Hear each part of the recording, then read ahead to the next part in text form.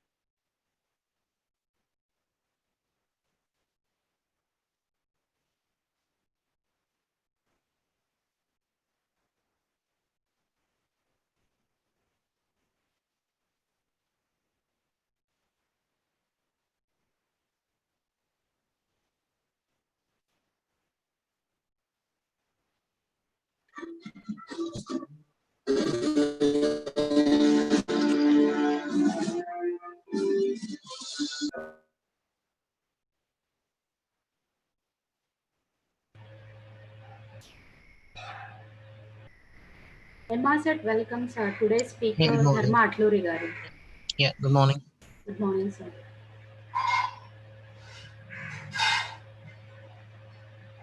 So we'll start the session at 10:10, sir, today. Yeah, sure.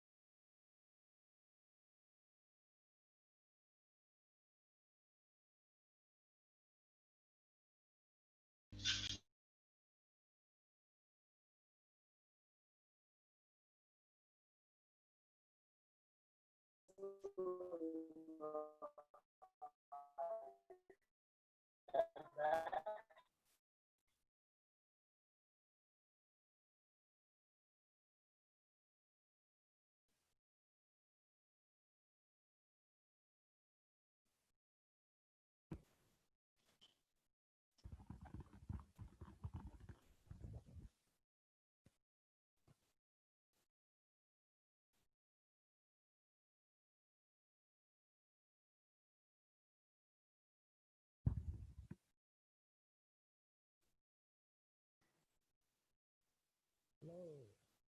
Good morning, madam. Am I audible?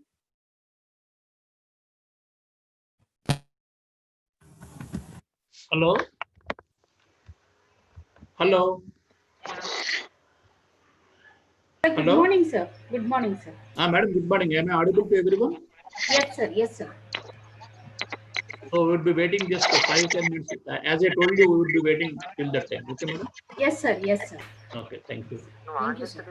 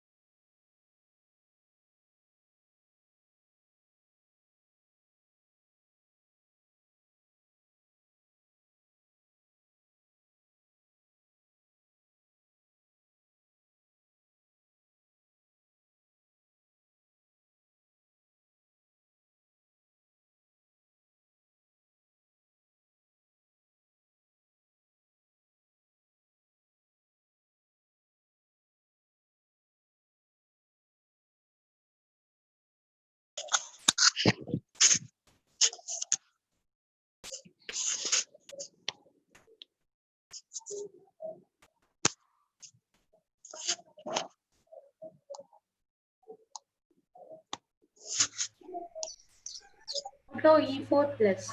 Can you please mute your mic?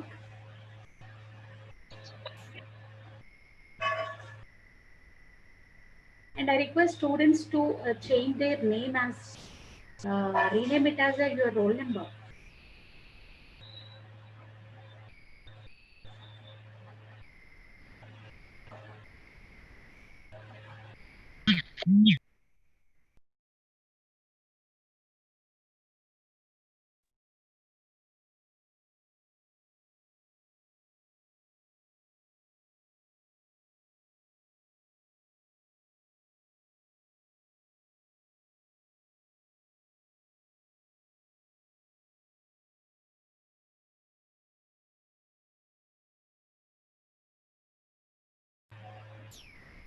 Eighteen five 598 and 194P1.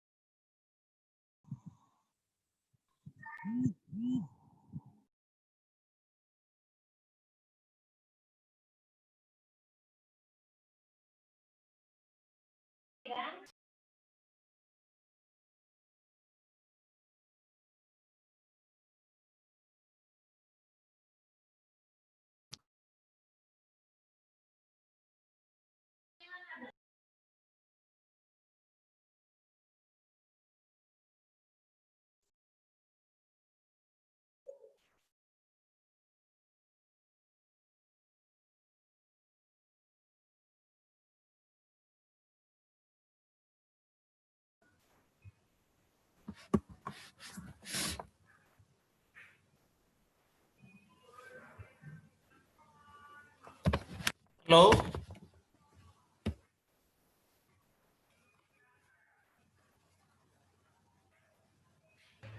Sir. Madam, 1000 దాటిపోతున్నారు. Yes, sir. 1,000. After 1,000, students can join YouTube link, sir. We have shared YouTube link. కాదు ఇప్పుడు వీళ్ళిద్దరు join అవ్వడానికి ఉంటుంది కదా, problem లేకుండా. Dharma garu already in line, sir.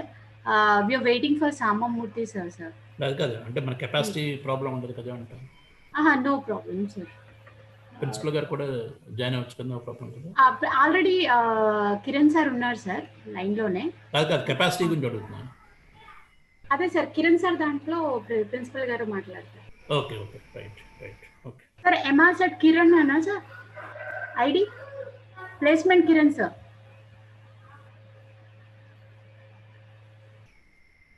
Placement Kiran sir ఉన్నారా line లో? మీరు ఫోన్లో మాట్లాడండి ప్రైవేట్గా. Yes sir.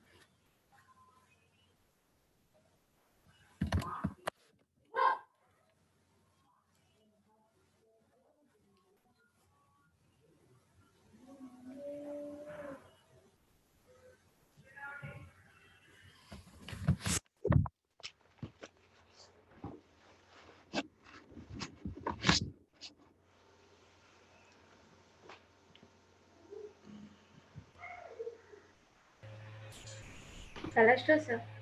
మేడం సార్ ఒకసారి సమమూర్తి గారికి మీరు ఫోన్ చేయండి ఇందులో. Yes sir.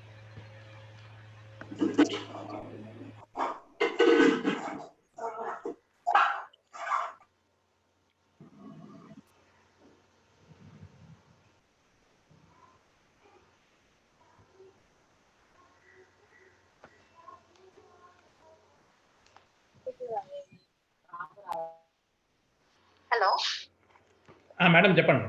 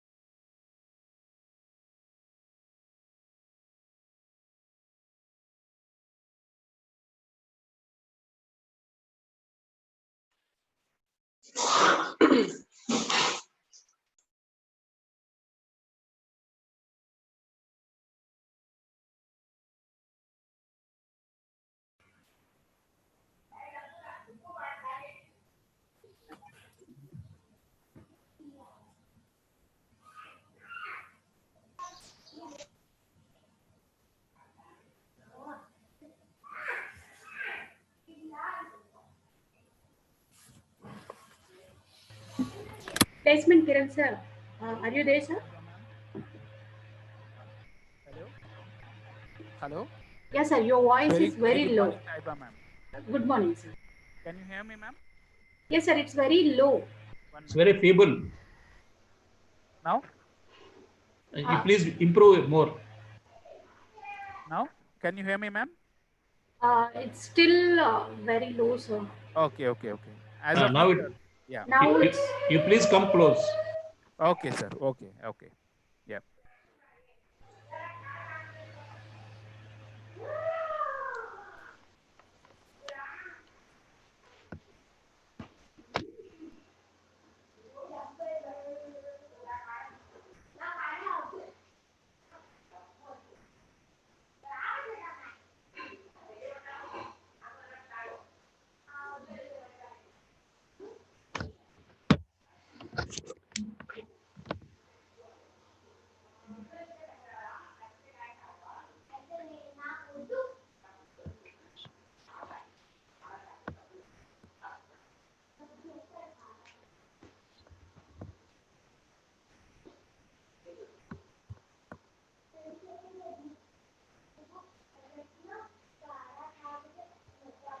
Madam, SARS login here.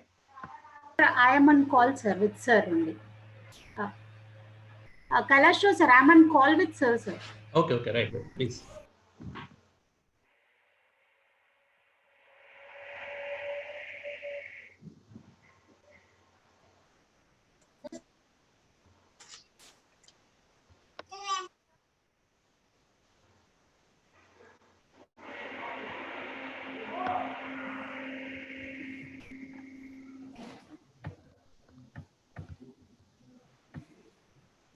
Hello. Sir, good morning, sir. Sir, very good morning, sir. Very good morning, all of you. I think, sir, my voice is audible? Sir, it is audible, sir, but they are yet to log in, sir, please. Who?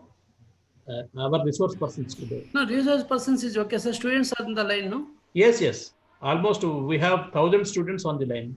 Okay, very good. Okay. Sir, good morning.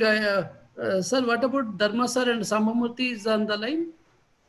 Sir, as we have reached the maximum level of participants, Samamurthy sir is trying to join. I'm helping him in phone, sir. Sir, Okay. we'll wait for 2-3 minutes, sir. We'll start the program, sir. Doesn't matter, but you ask the 1 or 2 faculty members to give the space for the Sambamurthy and Dharma sir. Yes, sir. I'm clearing some of the unknown numbers, sir, and I'll make him join, sir. Please. Yes, sir. Madam, you please clear 10 members so that actually we can accommodate immediately. Yes, sir. I'm clearing and they are joining again, sir. Whoever I'm removing, please wait till I join you, please. Aiba ma'am. Sir. Madam Mallikarjun ma'am. Mallikarjun, sir. Ma'am, just for time being, I am leaving, ma'am. Okay, right. Yes, sir. You have joined, sir? Okay. Now he has left. No, Samamurthy, sir, has joined. Okay. Dharma, sir? Yeah, I'm here. Good morning. Hey, good morning. Good morning, Dharma.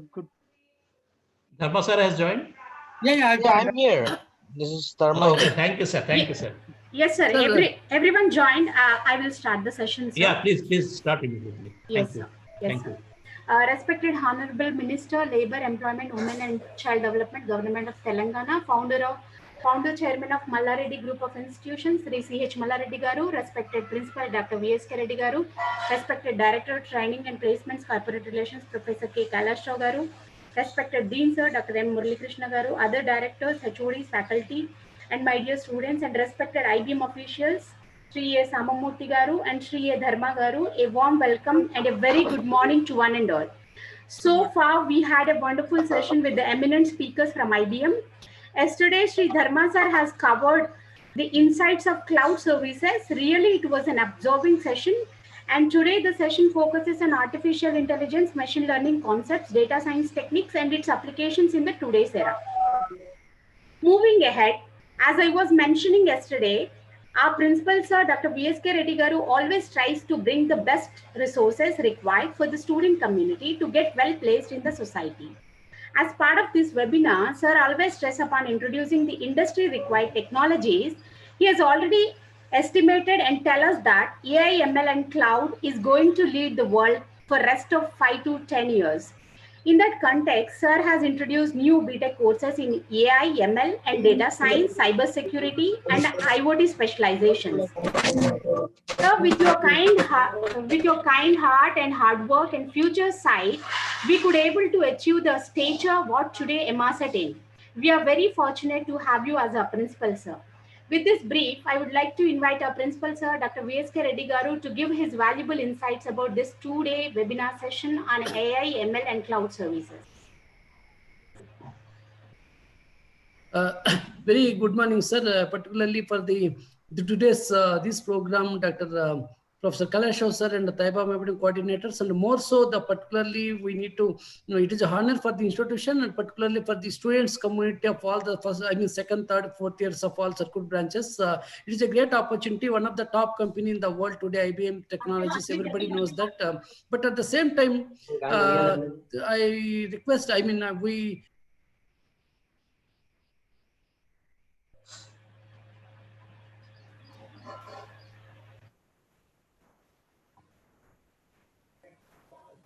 We lost his voice, Taira.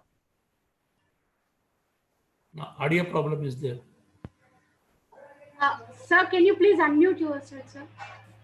Principal, sir. Sir, my voice is audible to all of you?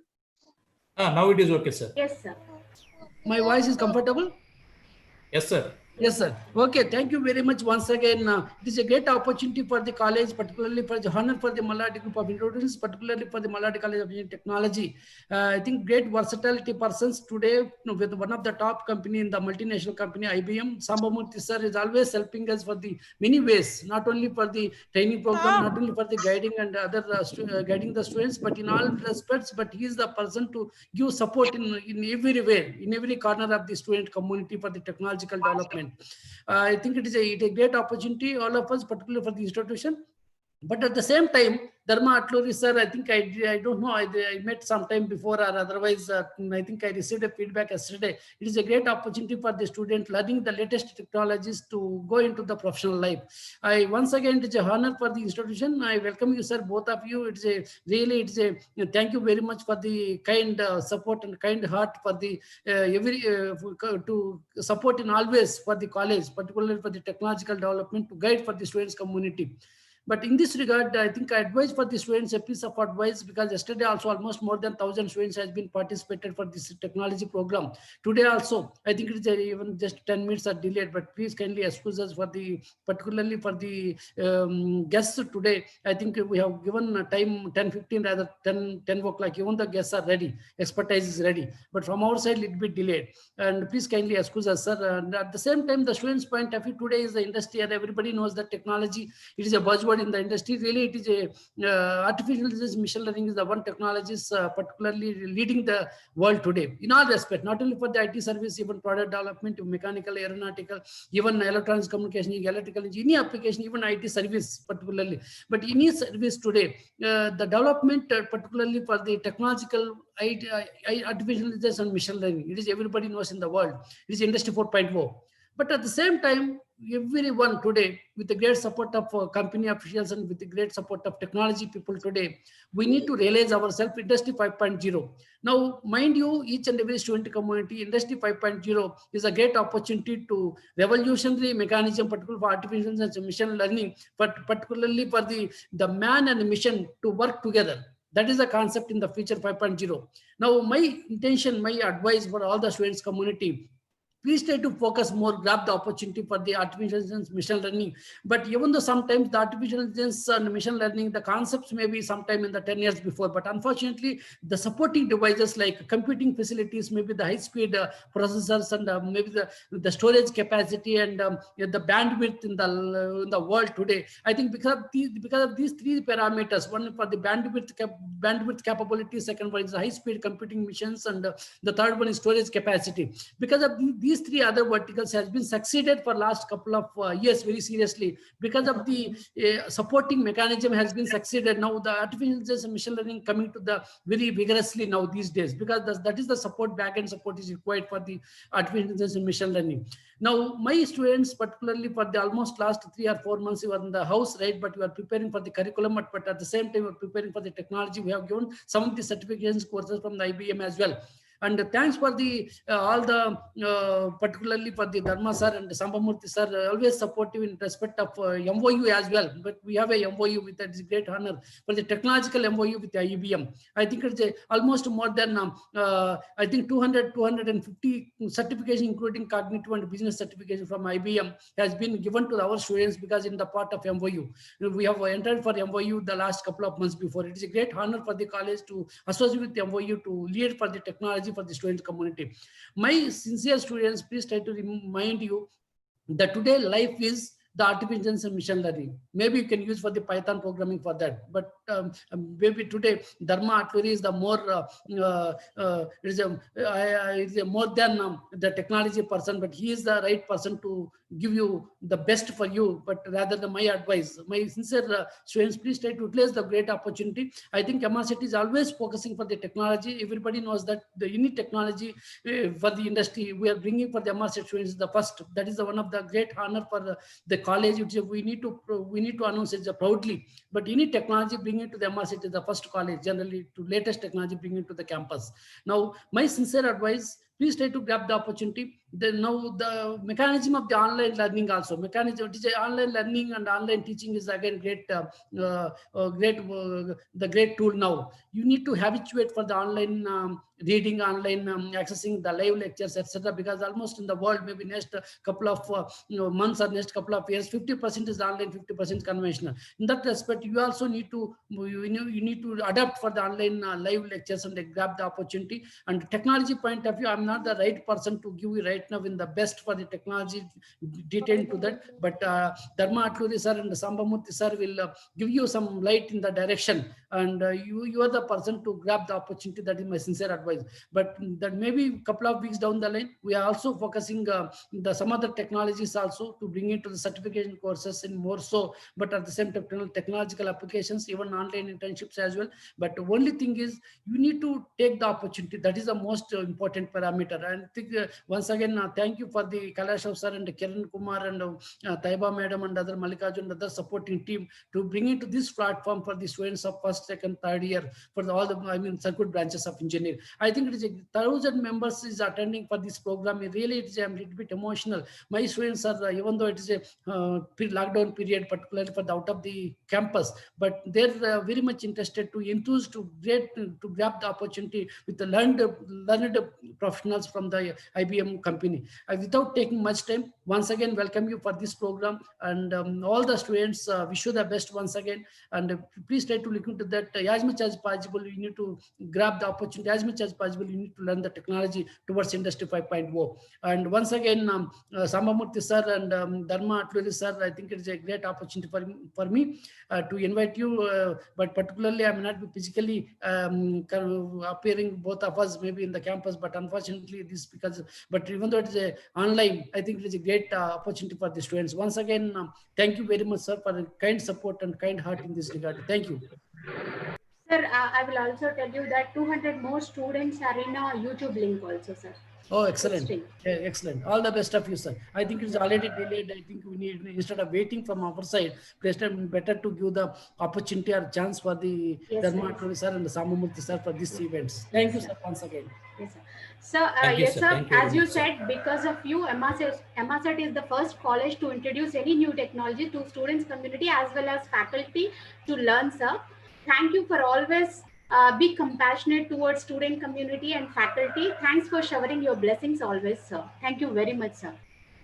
And moving on to, as I was mentioning yesterday, Sri Sambamurthy Garu is senior official from IBM, having vast experience in various verticals and single point of contact in hiring across the globe. Sir, we would like to hear from you once again today about the future trends in technology. Over to Sambamurthy, sir. Good morning, and good morning, Dr. Reddy Garu. Thank you, sir. Thank you very much, sir. It's It's the first time I'm meeting you this year virtually. Yeah, Otherwise, thanks. we keep So, meeting in your office. chamber, yeah. True.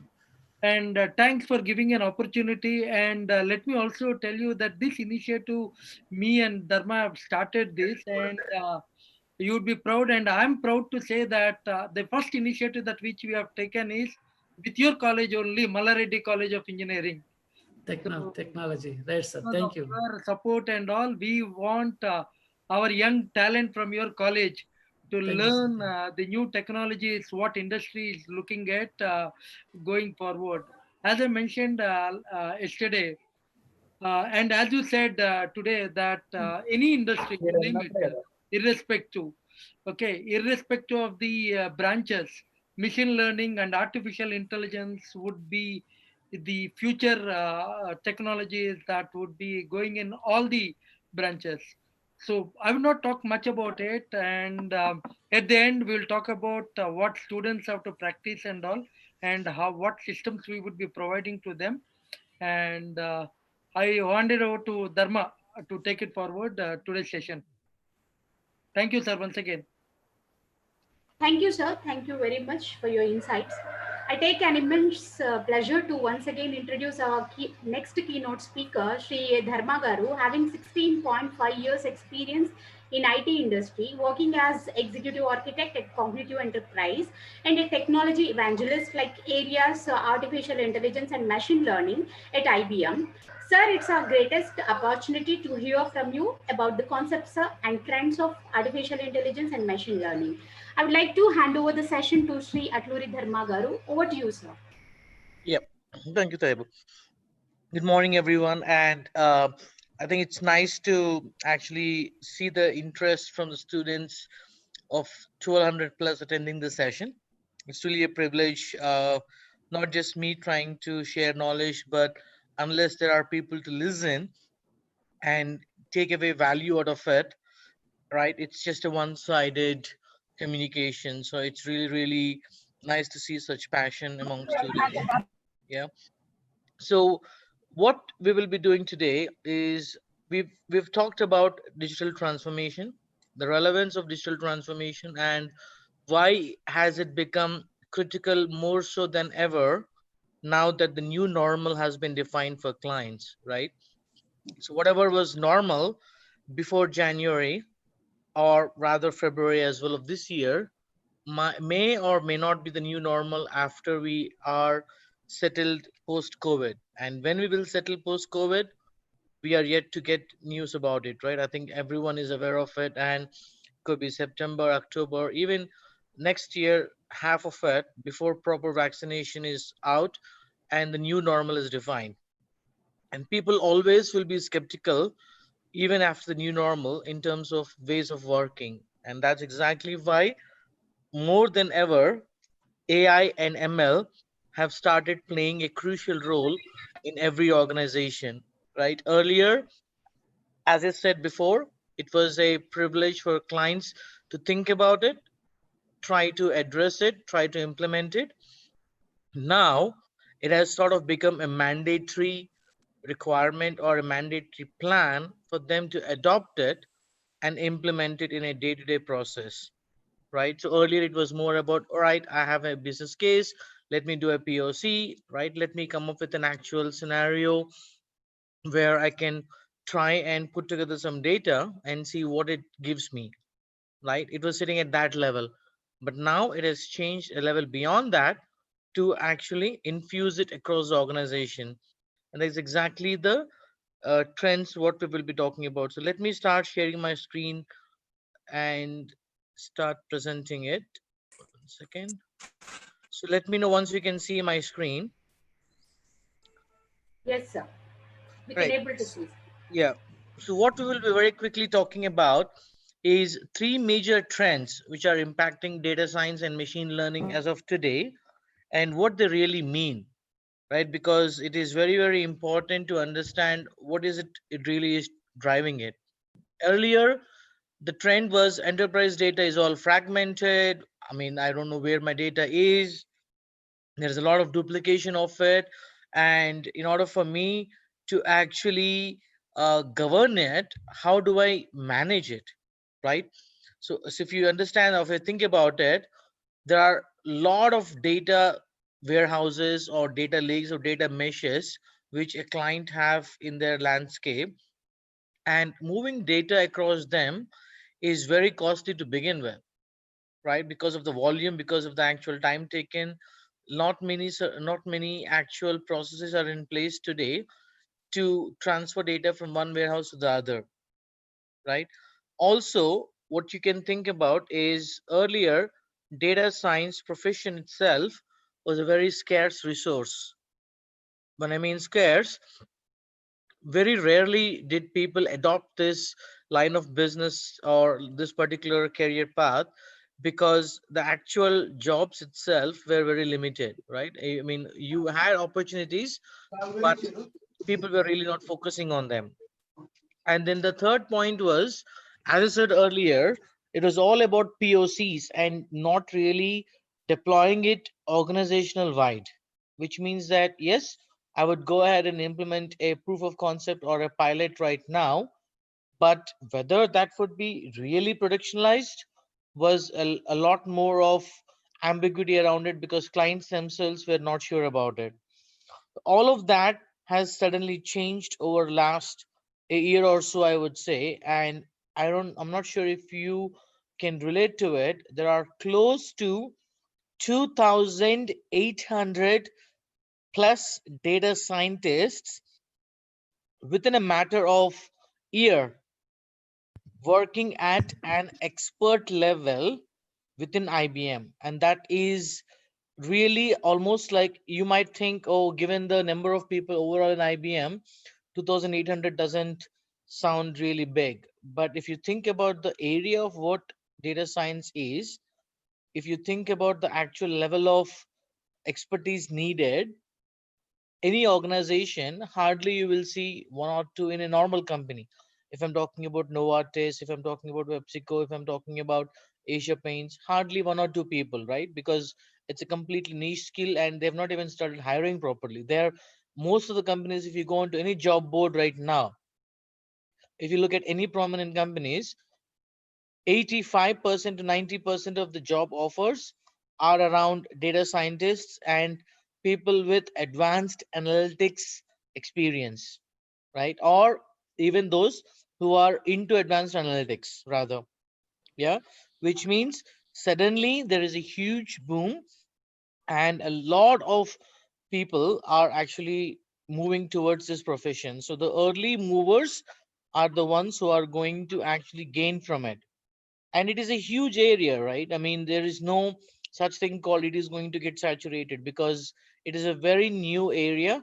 And that is exactly why clients have now started complete focus on data synchronization, making sure that all of the data is available at one place, either virtually or in a persistent way, where they can access it and everyone in the organization can have access to it, right? There is no more a concept of, oh, only this set of people will get it because it's so costly to have it maintained and all that. Every organization now is putting in foundation layers which actually have a lot of governance around data, a lot of data profiling being done, and also a lot of initial data cataloging being done, so that they understand what data is existing in their landscape, and then making it available for every user, so that the users can actually start consuming it and starting out to make patterns out of it. Because while having data is all good, but you should be actually having it in an organized way, so that you can do a lot of analysis on that. And unless you find out patterns, and unless you find out insights on that data, data is as good as your crude oil, right? I mean, crude oil is of no use to anyone, right? It is there, yes, but unless it is properly separated out through a lot of distilling process, you're not going to get petrol, diesel, and other products which you can start using it in your day-to-day operations. And also to generate the insights from that data is very important. And that's the reason why you see that now a lot of tools, a lot of open source work is being done to simplify the work on data science, and even automating to the extent. A lot of products, for example, IBM Cloud Pak for data, SAP Data Intelligence, both of which we will be covering today, along with other products, are coming up with a concept called Auto AI. Right, earlier data scientists would mean you would need a lot of Python coding, you would need a lot of actual different languages, TensorFlow or even Zeppelin, or using notebooks, Jupyter notebooks. Right, you have to actually use R scripting, or you'd have to sit down and start defining the actual coding languages in order to build the model. If you look at now, the actual models are defined. You have a lot of algorithms already in place.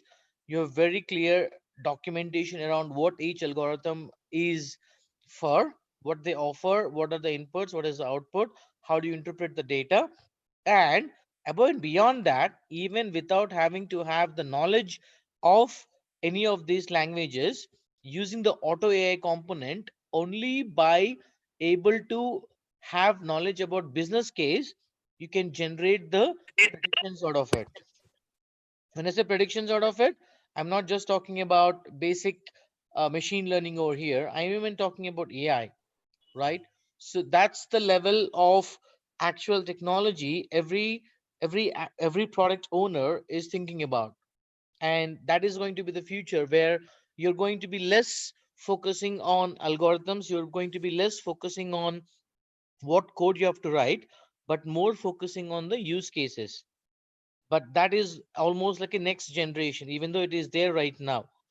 But that is the reason why, while you should be aware of what auto AI is and what it offers, at the same time you should still be aware of statistically what the algorithms are, what each algorithm would help you do, what does it help you achieve, what are the concepts of bias, how do you avoid bias in an actual AI or machine learning environment, and also how do you get good at storytelling. And trust me, storytelling is the skill set which is very critical for you to succeed as a data scientist.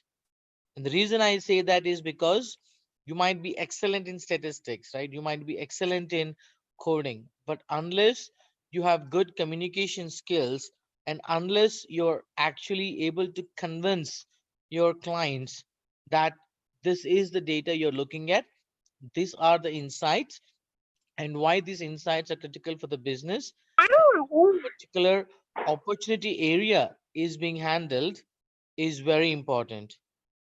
Yeah. And one of the examples being, let's think of an actual predictive downtime maintenance for a particular automotive manufacturing client. The client had an issue where one of the robots, which is manufacturing the car parts, was going down frequently, and it was impacting the overall output of the unit as overall, whatever manufacturing target they had.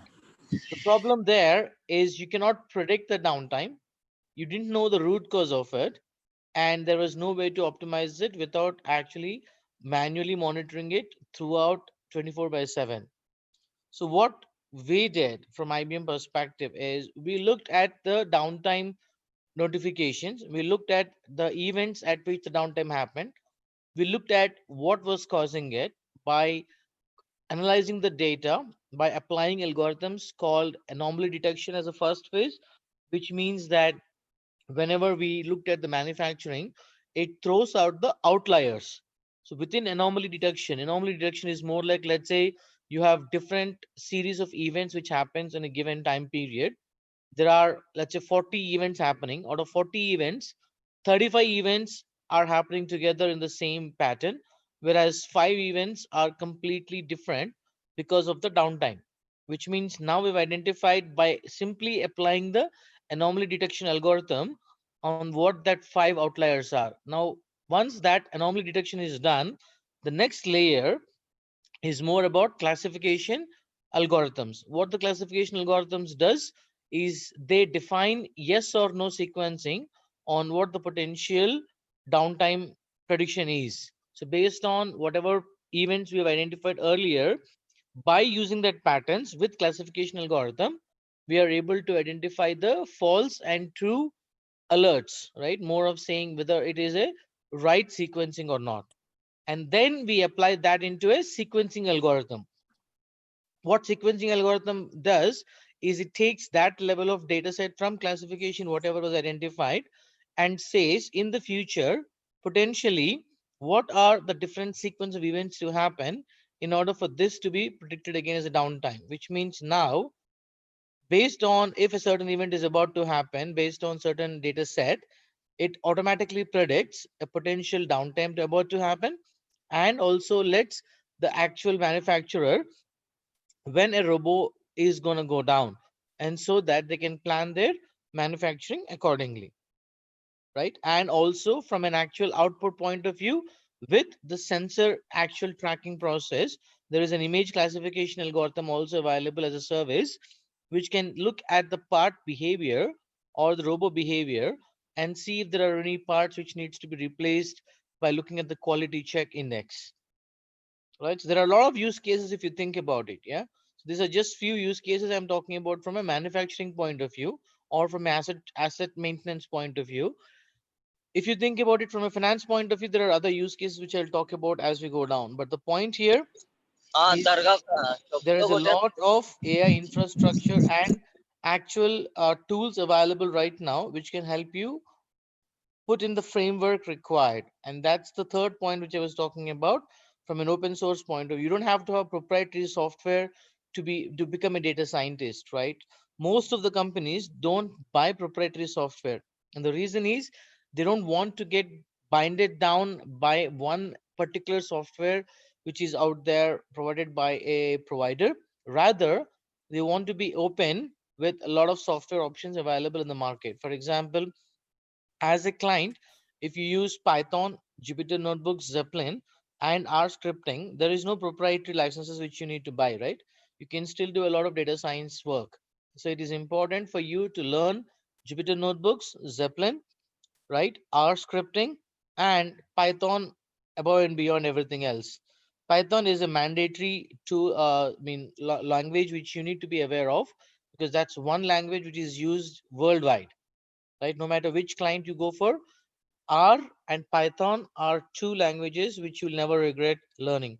So if you are investing your time, if you are actually trying to get onto a data scientist path, ensure you learn R and Python both.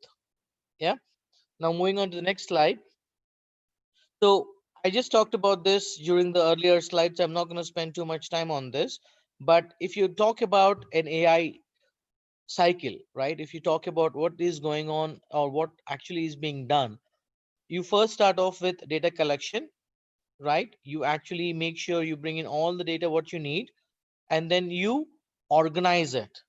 And the reason why I say organize it is after I do a ETL is what?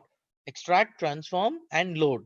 So once I collect the data, I need to organize and govern the data. And the way I do it is I do a lot of data profiling on top of it. I do a lot of data quality checks, making sure that the data is proper, all the proper rules are met, right? I know exactly where the data is coming from, and that's exactly what it is by lineage. And I put in models around it with governance. When I say governance, I have proper data owners identified.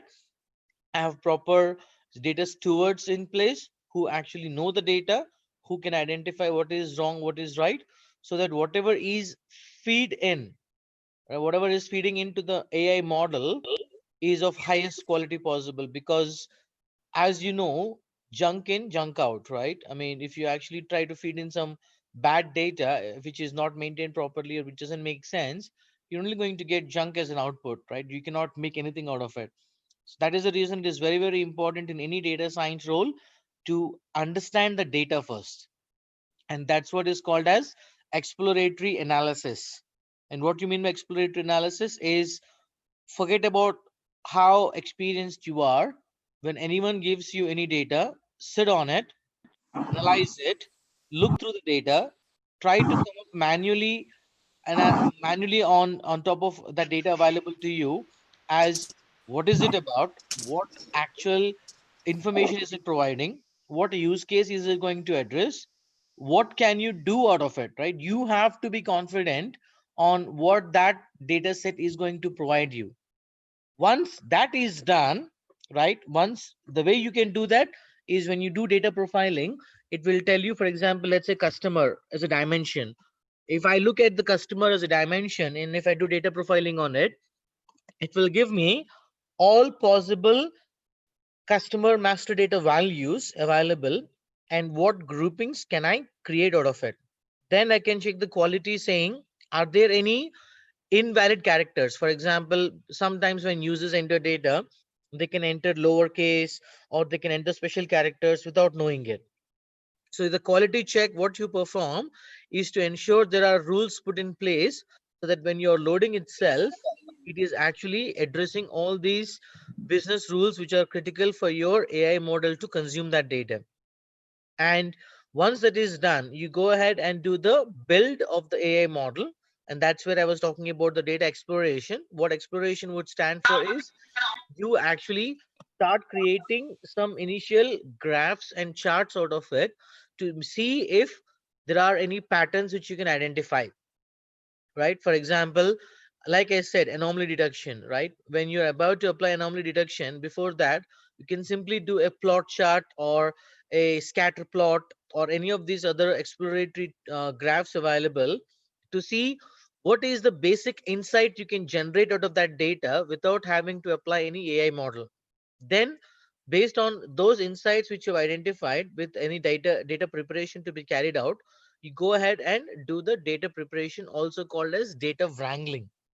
When I mean data wrangling, it's more about, for example, lowercase to uppercase conversion, or using one or two dimensions and creating a third dimension which is actually required for you to consume in your AI model, right? So that is the part which you take care of in data preparation, and every tool nowadays offers that, right? Basic data preparation activities like you do in Excel as well. Yeah. And then the third step in build is the model development. And that's the modeling techniques which you need to be aware of. Modeling techniques from a build point of view would be is identification of the right algorithm, identification of the actual field or dimension which you're trying to predict, right? What exactly is the value add you're trying to add to the business, and applying the right algorithm for it. Could it be regression, classification, neural networks, support vector model, any of these algorithms which are appropriate for that model which you need, you can identify that and identify what are the inputs and what are the outputs and how do you want to consume it. Then comes the deploy model, right? After you create it, obviously like in any life cycle, you go ahead and deploy that using different deployment tool options available. Each tool, each platform, either it would be IBM Cloud Pack for Data or SAP Data Intelligence, they have a deployment option available where you can create a deployment space, and within that deployment space you can go ahead and deploy the model so that based on the testing which you have done, right, it'll actually start predicting based on the real data coming through. And one thing you need to understand in AI is it's not a one-time effort after you deploy it. And the reason being is whenever you create a model, you have created that model based on the data input, what has come through as from the business. For example, if you have 100,000 records, you typically use 80,000 records for training it. When I say training it, you have to keep fine tuning the model to get it to the right stage of confidence level with the right set of data by training it frequently and bringing it to a highest confidence level possible. And then once it is trained, you need to test, and the rest of the 20,000 records are used for testing to see that is it predicting the right way or not. But your actual training and testing is as good as what that 100,000 records are. Now, when you actually deploy it into production, right, there could be new scenarios of data which could be coming through, which were not there in that 100,000 records. And your model suddenly starts drifting, which is when I say drifting, it starts giving you false false predictions, right? Even though it is true, it will say it is not right, or even though there is no downtime, it might say there is downtime. And that is the reason you need to keep a close watch on the drift cycle by having the right tools in place. And every platform offers that for you. Yeah. For example, if it is IBM Cloud Pack for Data, the tool is called as OpenScale. And what the OpenScale offers for you is it keeps a track on the drifting, and beyond the threshold, it raises an alert based on which you need to go back, identify the data set which caused the drift to happen, and retrain the model with that data set or scenario so that you can increase the confidence level again and bring it back within the drift cycle what it is supposed to be. So it's an ongoing activity, and that is the reason it is a repetition, right? You see an actual, I mean, arrows going all along, right? It's a repetitive cycle.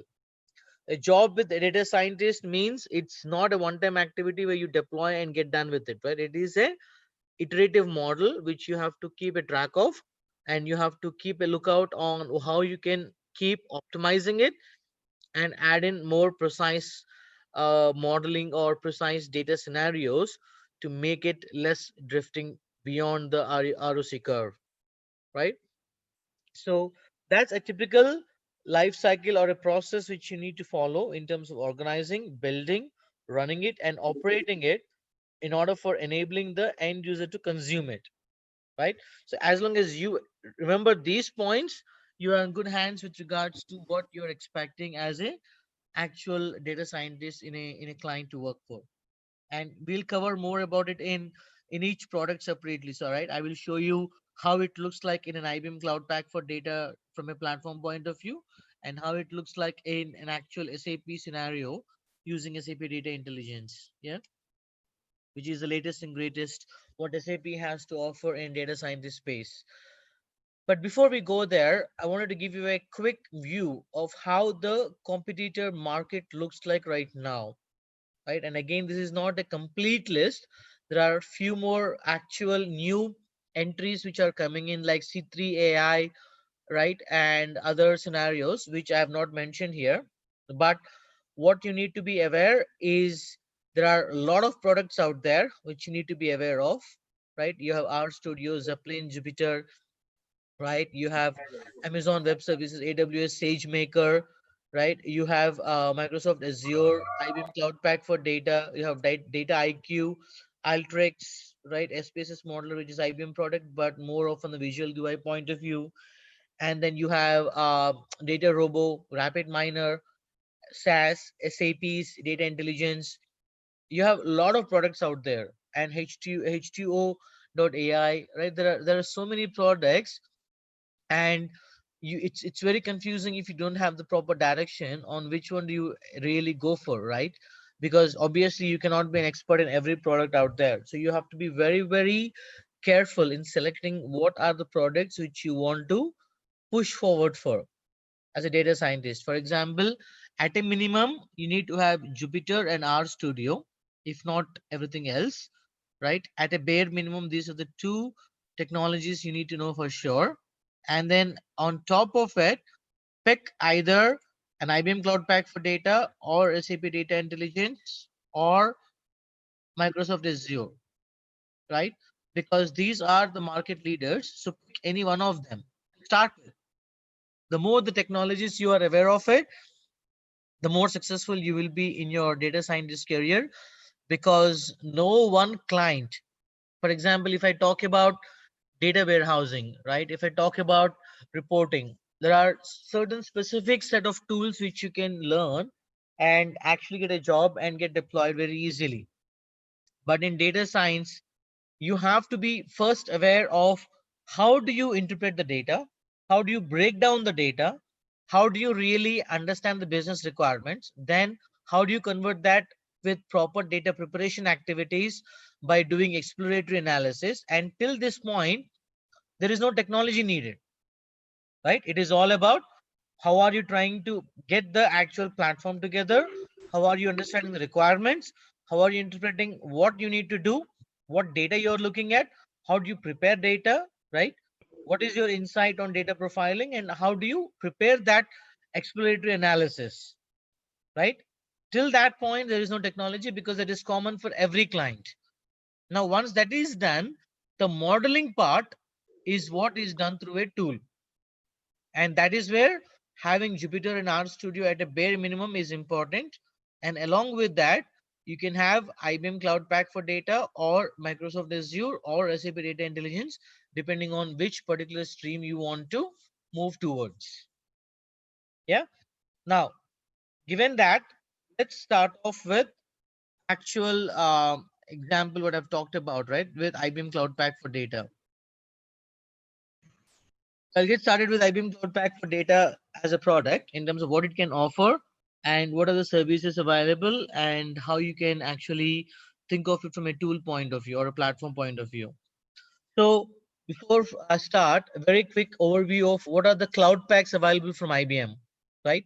So you have cloud pack for applications, you have cloud pack for data, you have cloud pack for integration, you have cloud pack for automation, multi-cloud management, and security. Yeah. And yesterday we talked about in the bottom, the infrastructure, the foundation, and the actual configuration itself, right? The foundation could or infrastructure could be any offering. It could be IBM public cloud or AWS or Azure, Google Cloud, Edge or private cloud, right? It doesn't matter because Cloud Pak can be deployed as a platform on any of these cloud solutions. And on top of it, in terms of your actual operating system or your foundation, it could be Red Hat OpenShift or Red Hat Enterprise Linux as a starting point if you're looking at an open source operating system. If you want to go with other options, you can, but those are the options available. And very quick overview, what we're going to cover today is a second block on the top, which is Cloud Pak for Data, right? Because automation, multi-cloud management, we touched upon a little bit earlier.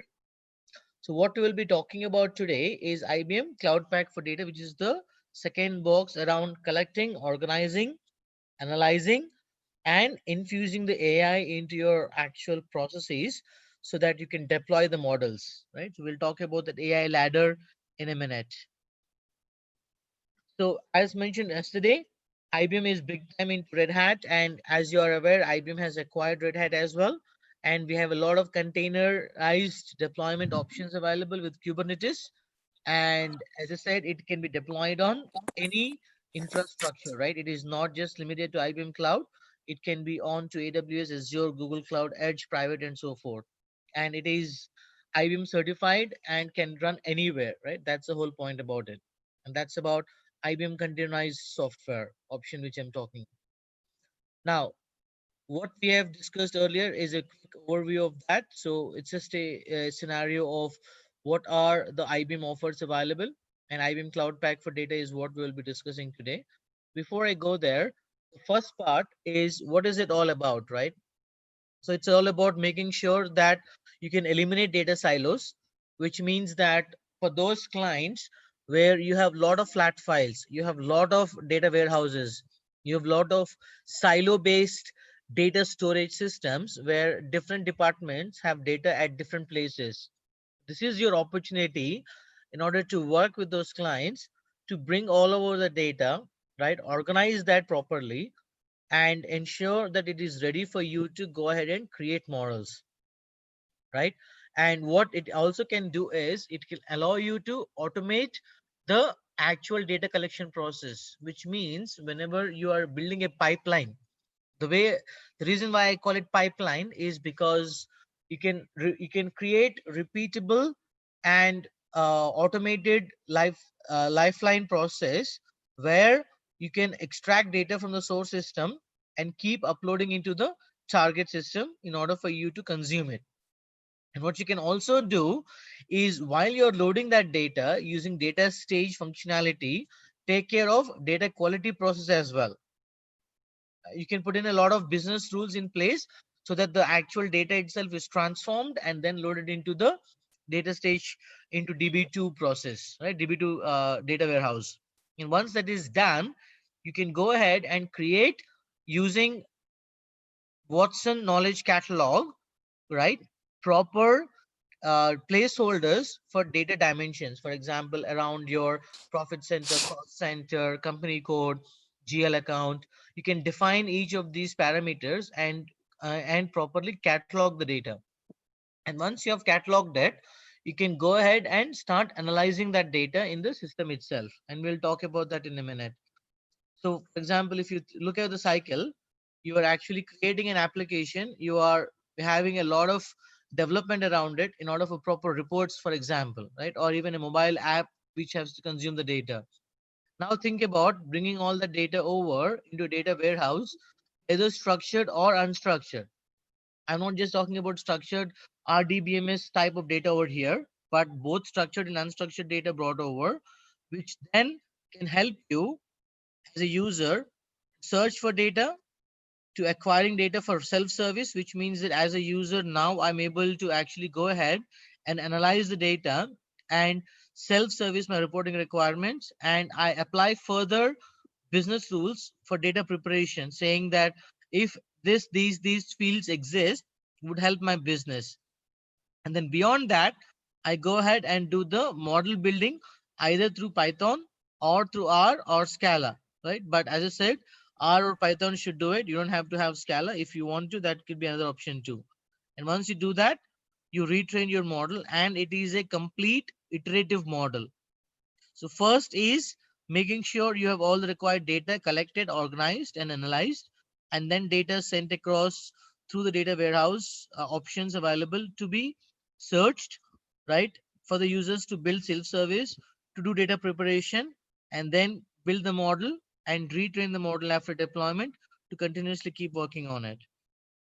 And if any insights are developed, and if you need any further dashboards, you can go ahead and send it over to the actual application level where a dashboard can be built, and other users who are not the key users can start consuming those insights, right? That insight can even change the way the application is built, right? So it's not just about one cycle of I building the actual application separately and creating the actual data science or machine learning model separately and trying to have them separate, but it is a iterative process with a cycle going on back and forth.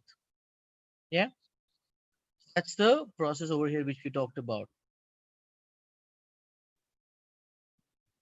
I will actually leave this on the screen for a minute for you guys to think about it and understand what is in there. So just quickly read through the options once of what is available on the screen.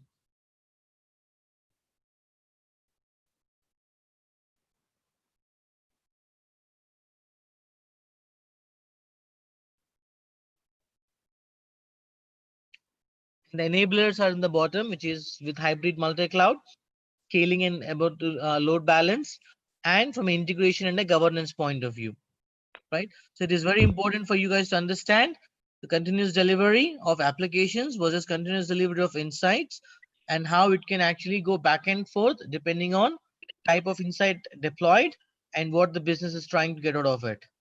Yeah. All right. And it is all about DevOps, DataOps, and MLOps. And I'm assuming you are aware of what DevOps is. So it is all about a iterative modeling process where you involve the support at the earliest stage as possible so that you can provide continuous delivery. Yeah. Now, I've talked about this earlier, right? The 4 steps, but what you actually can define it as in any client conversation, if you're actually trying to discuss about this in any client conversation, you can talk about it as an AI ladder. The information architecture is enabled by the actual artificial intelligence, right? AI is possible through IA. Just remember that. AI is possible through IA. What is IA? Information architecture. So artificial intelligence is made possible through information architecture. And this is nothing but the information architecture what we're looking at, right? Collect, organize, analyze, infuse, and modernize. We'll talk about modernize a little later. And I think we already touched upon major part of it yesterday when we discussed about the cloud deployment options.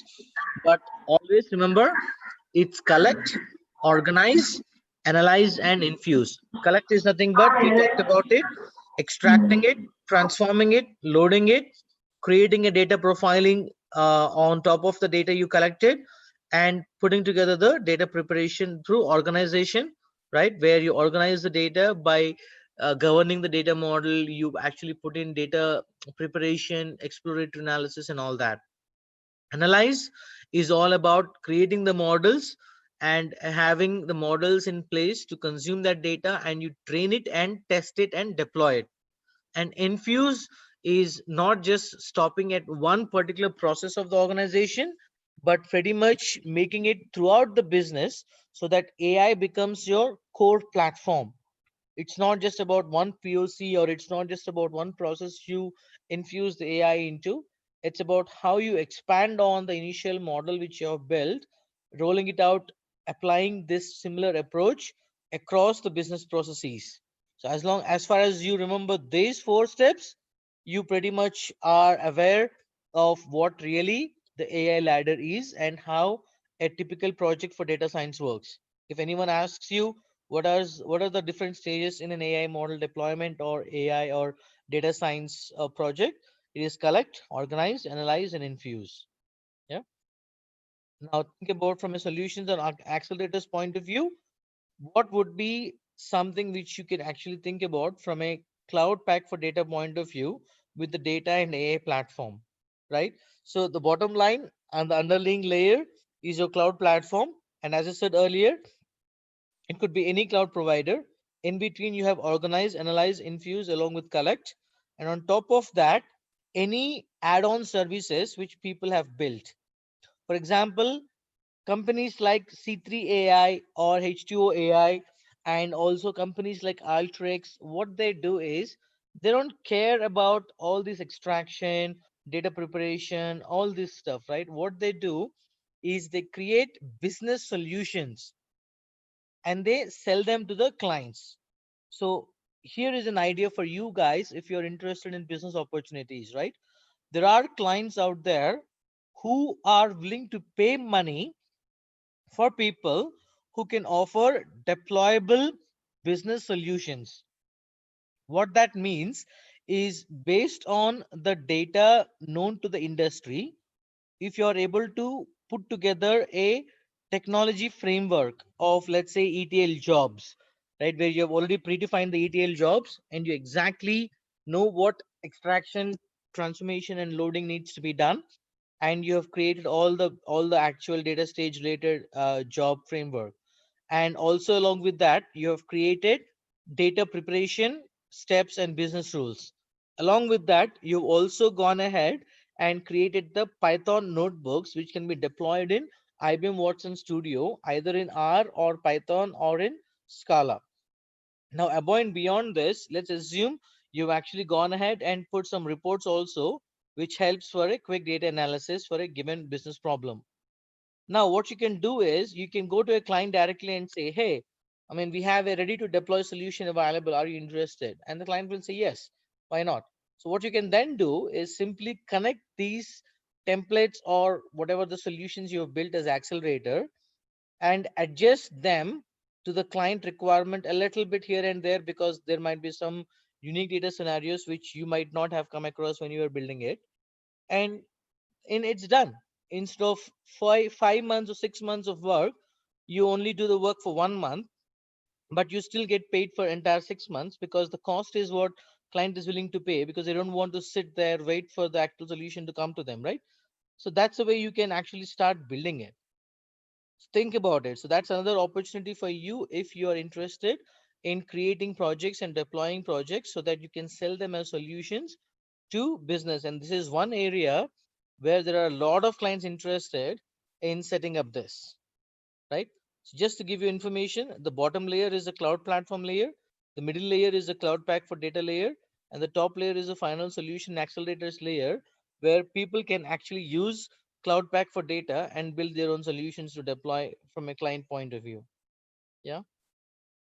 Now, with regards to how do you look at from a different roles, on the top layer, you can see different roles available. It could be an app developer or a business partner or a data engineer or a data steward or a data scientist or a business user. So if you're looking from a career point of view, data scientist is not the only role.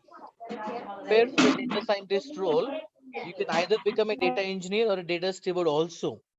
So just because you actually are getting onto a role of data scientist, it doesn't mean that if a company doesn't have that role, unfortunately, you should not think that there is nothing else for you to apply for, right?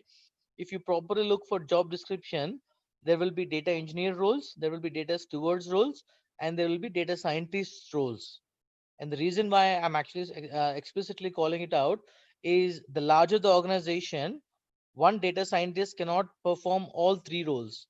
If it is a smaller organization, one particular role can do all three activities, which is data extraction, preparation, Brother called up filing, just now exploratory analysis, and then finally that consuming back this intelligence at Saturday will scale be the level. last day for Okay, so someone needs to go on mute.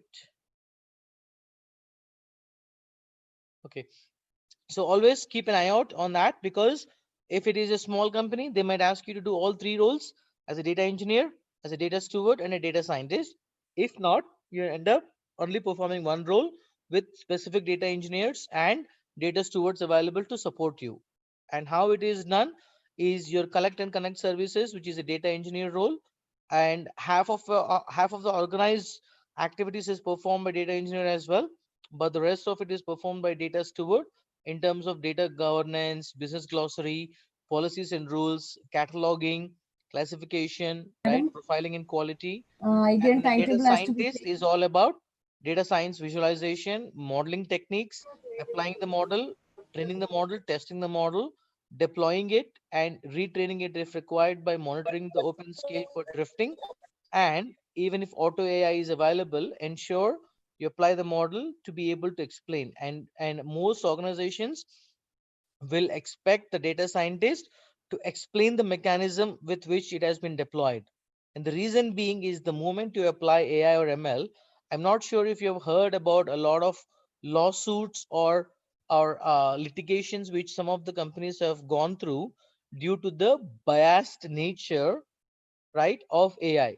One example being a credit card company, without knowing, not purposefully, but based on the data set which they selected for training, they actually did not notice it during the time of testing, because the data set applied, even though was in thousands and thousands of records, it really did not throw out any error. But what they did not notice was it was based on certain set of regions instead of the entire region set where the bank is operating. And when it actually got deployed into the production, it started declining the credit requirements or credit applications for women of certain age, right, which is a biased issue, right? Bias is a major issue with any AI or ML requirement, and that is the reason you need to be aware of it, due to which this company started declining actual credit card requests for women of certain age. And that was unknowingly, because the actual data set in that particular regions which it tested was mainly with males, right, men with certain age limit or whatever that criteria was. So they identified it afterwards, and they had to pay huge amount of money to those who the credit card was actually supposed to be issued and was denied, because the tool was completely biased. So that is the reason, as a data scientist, whatever testing you are doing the testing with, the data needs to be addressing most of the scenarios, I would say, if not every scenario possible, right? Only then your model will be accurate, in order for making sure you do not end up with a biased nature. And when you're designing a model, you have to always think about these factors, right? So moving on, in terms of an actual model, we talked about this, right? So it is about provision and access of data. But before that, you understand the problem and domain. After that, you identify the data requirement and where all the data needs to be brought over. You explore it and understand it.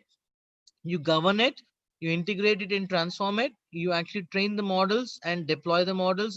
Before you do that, you test it and evaluate it, and then finally infuse it across the landscape. But what you can see here is different tools what can support that, right?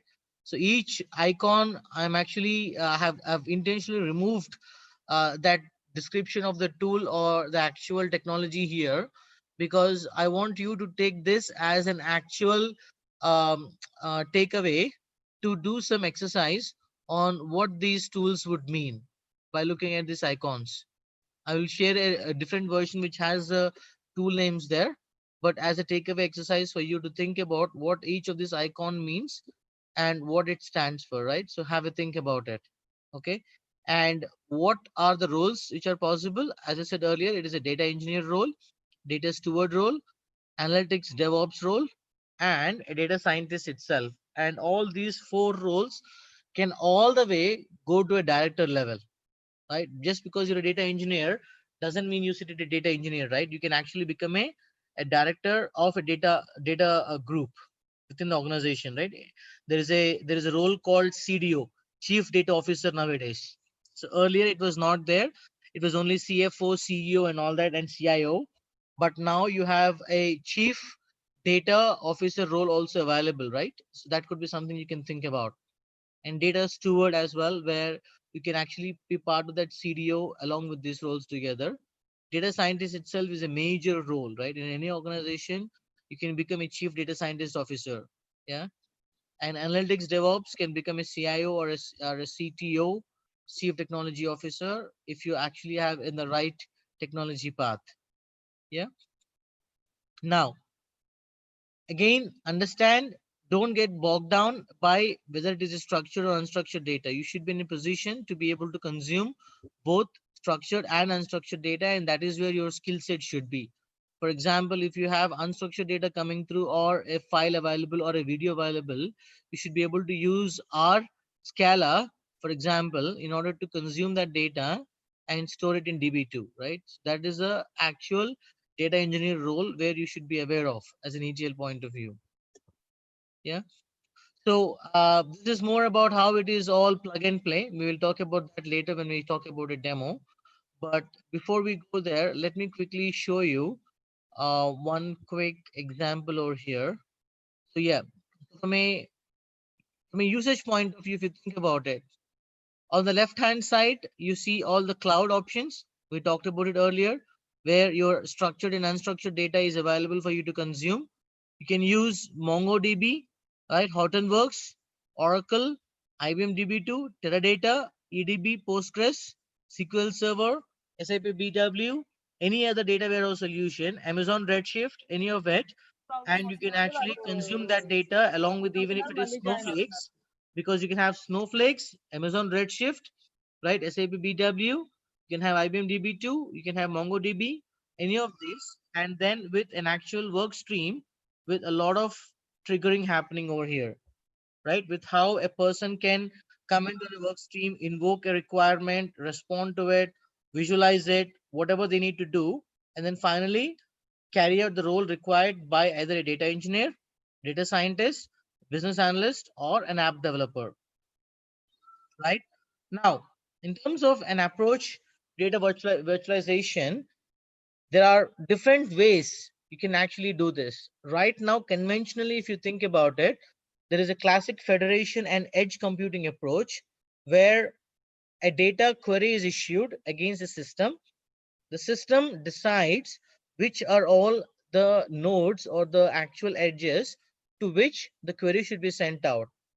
Each node individually, without trying to actually form a group together, individually carry out the activity, process the data, and submit the data back to the coordinator, where the coordinator takes the responsibility of merging all that data together, creating a final result, and giving it back to the user.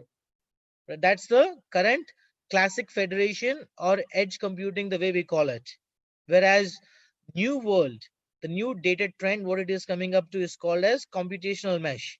What this means is a node of, or actually a group of nodes are sitting out there, like for example your Hadoop or any big data scenario, where once a query is sent, the nodes based on the data available come together, form a group constellation, carry out the actual query, do the result calculation instead of giving it to coordinator and allowing the coordinator to do it.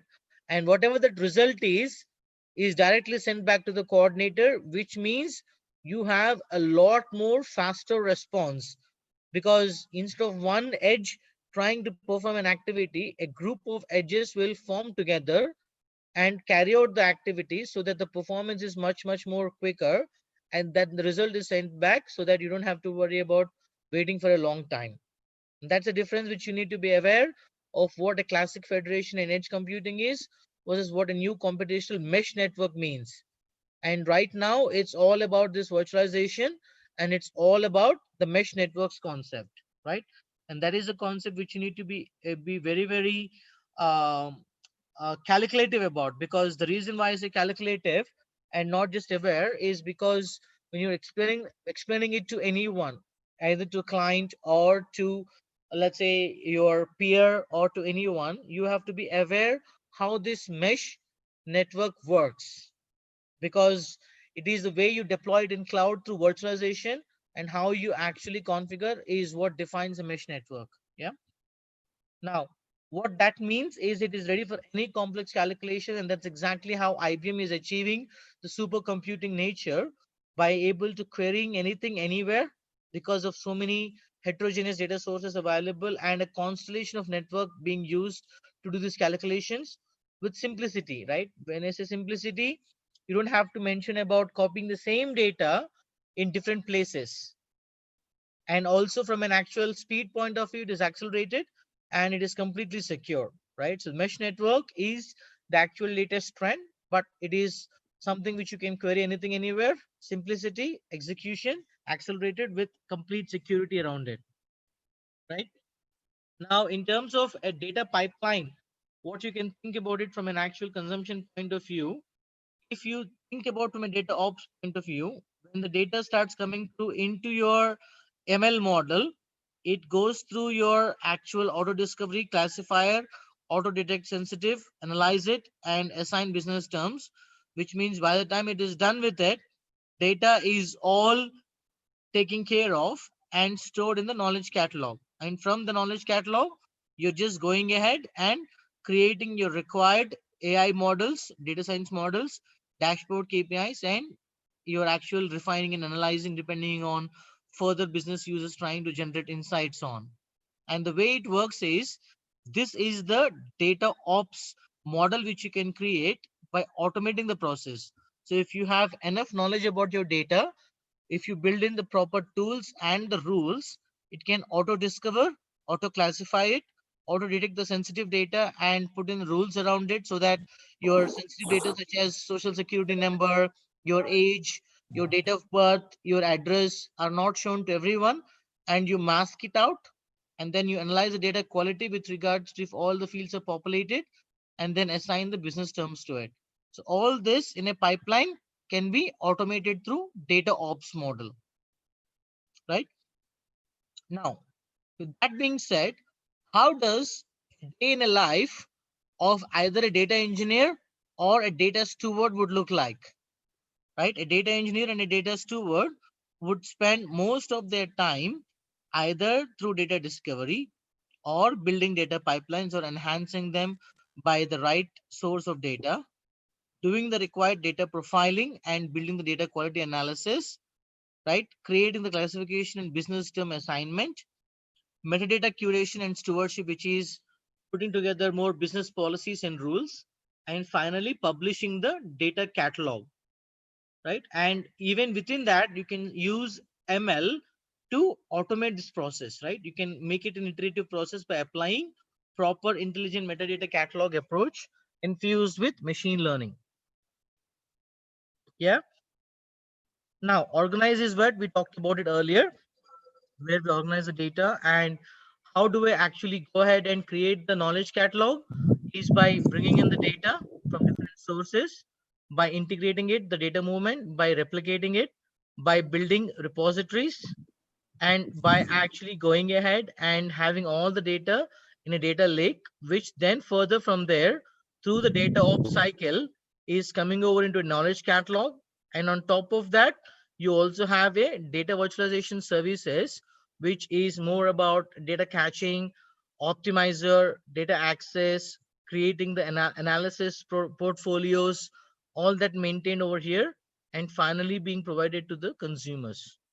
So earlier we saw about what the day in a life of a actual data engineer and a steward would look like. This is more about how a repository would automate it, right? Now from an analyzing point of view, it is more about modeling.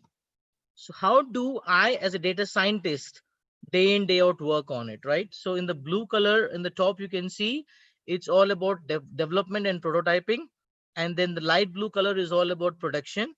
So what you can see here is you start with understanding the use case. You actually find the data from the knowledge catalog on what data suffices your requirement by doing exploratory analysis next and understanding the data further to say if it is fitment to the data available or not. Then you actually do a further collect and prepare data option if anything is to be done on top of it. And you go ahead and extract features. What extract features would mean is you only identify the dimensions which are critical for your modeling. Just because the source has 40 dimensions, it doesn't mean all 40 dimensions have to be used for your modeling, right? Because if you have 40 dimensions, or that 40 dimensions, your prediction might only need 20 dimensions to be used. So you extract that features and then you train the model, test it, and then deploy the model and constantly keep checking it for any drift and any threshold breach. And if that happens, you retrain the model and deploy it again. And any further upgrades happening on top of it, you do that, right? For example, you have only deployed it for, let's say, added interest prediction for a given day sales outstanding, but you want to enhance it so that you bring in your cash loss, right, or cash target scenario. So in that case, you get that rolling upgrade requirement given, new use case understood, and then you find if the same data can be used, and it is an iterative model which keeps going on. So what we have talked so far is we have talked about a day in a life of a data engineer or a data steward, and then we've talked about a day in a life of an actual data scientist. So as long as you remember this, that is the demos you keep practicing on, and nothing is stopping you from doing it without a system in your own laptop if you have to, because there are so many data files available in Google. If you search for data repositories, there is so much of public data available. Start consuming that data, right? Start actually preparing some models with Python, Jupyter notebooks with Python language or R Studio, right? Create an actual model explaining what you're trying to do out of it. A simple use case could be population, right? Or water quantity or water volume available, or disease spread. Even on corona, for that example, you can do analysis and create a machine learning algorithm saying how quickly is it going to spread, how are you going to identify the clusters, and how you can trace back with support vector model on who the person who has come into contact with the earlier person, right? Think about use cases what you can prepare with, and there are a lot of lot of already existing Python notebooks out, Jupyter notebooks out there.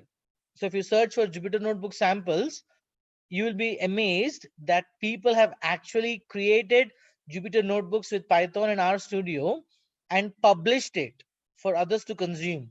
So if you're not confident to start with on where to start while you're learning, you can learn, you can actually get the coding, something which you can pick up, and you can also start off with already predefined Jupyter notebooks, which you can go through to test your knowledge on what you've understood from it and what it is doing, and then start writing your own Jupyter notebooks.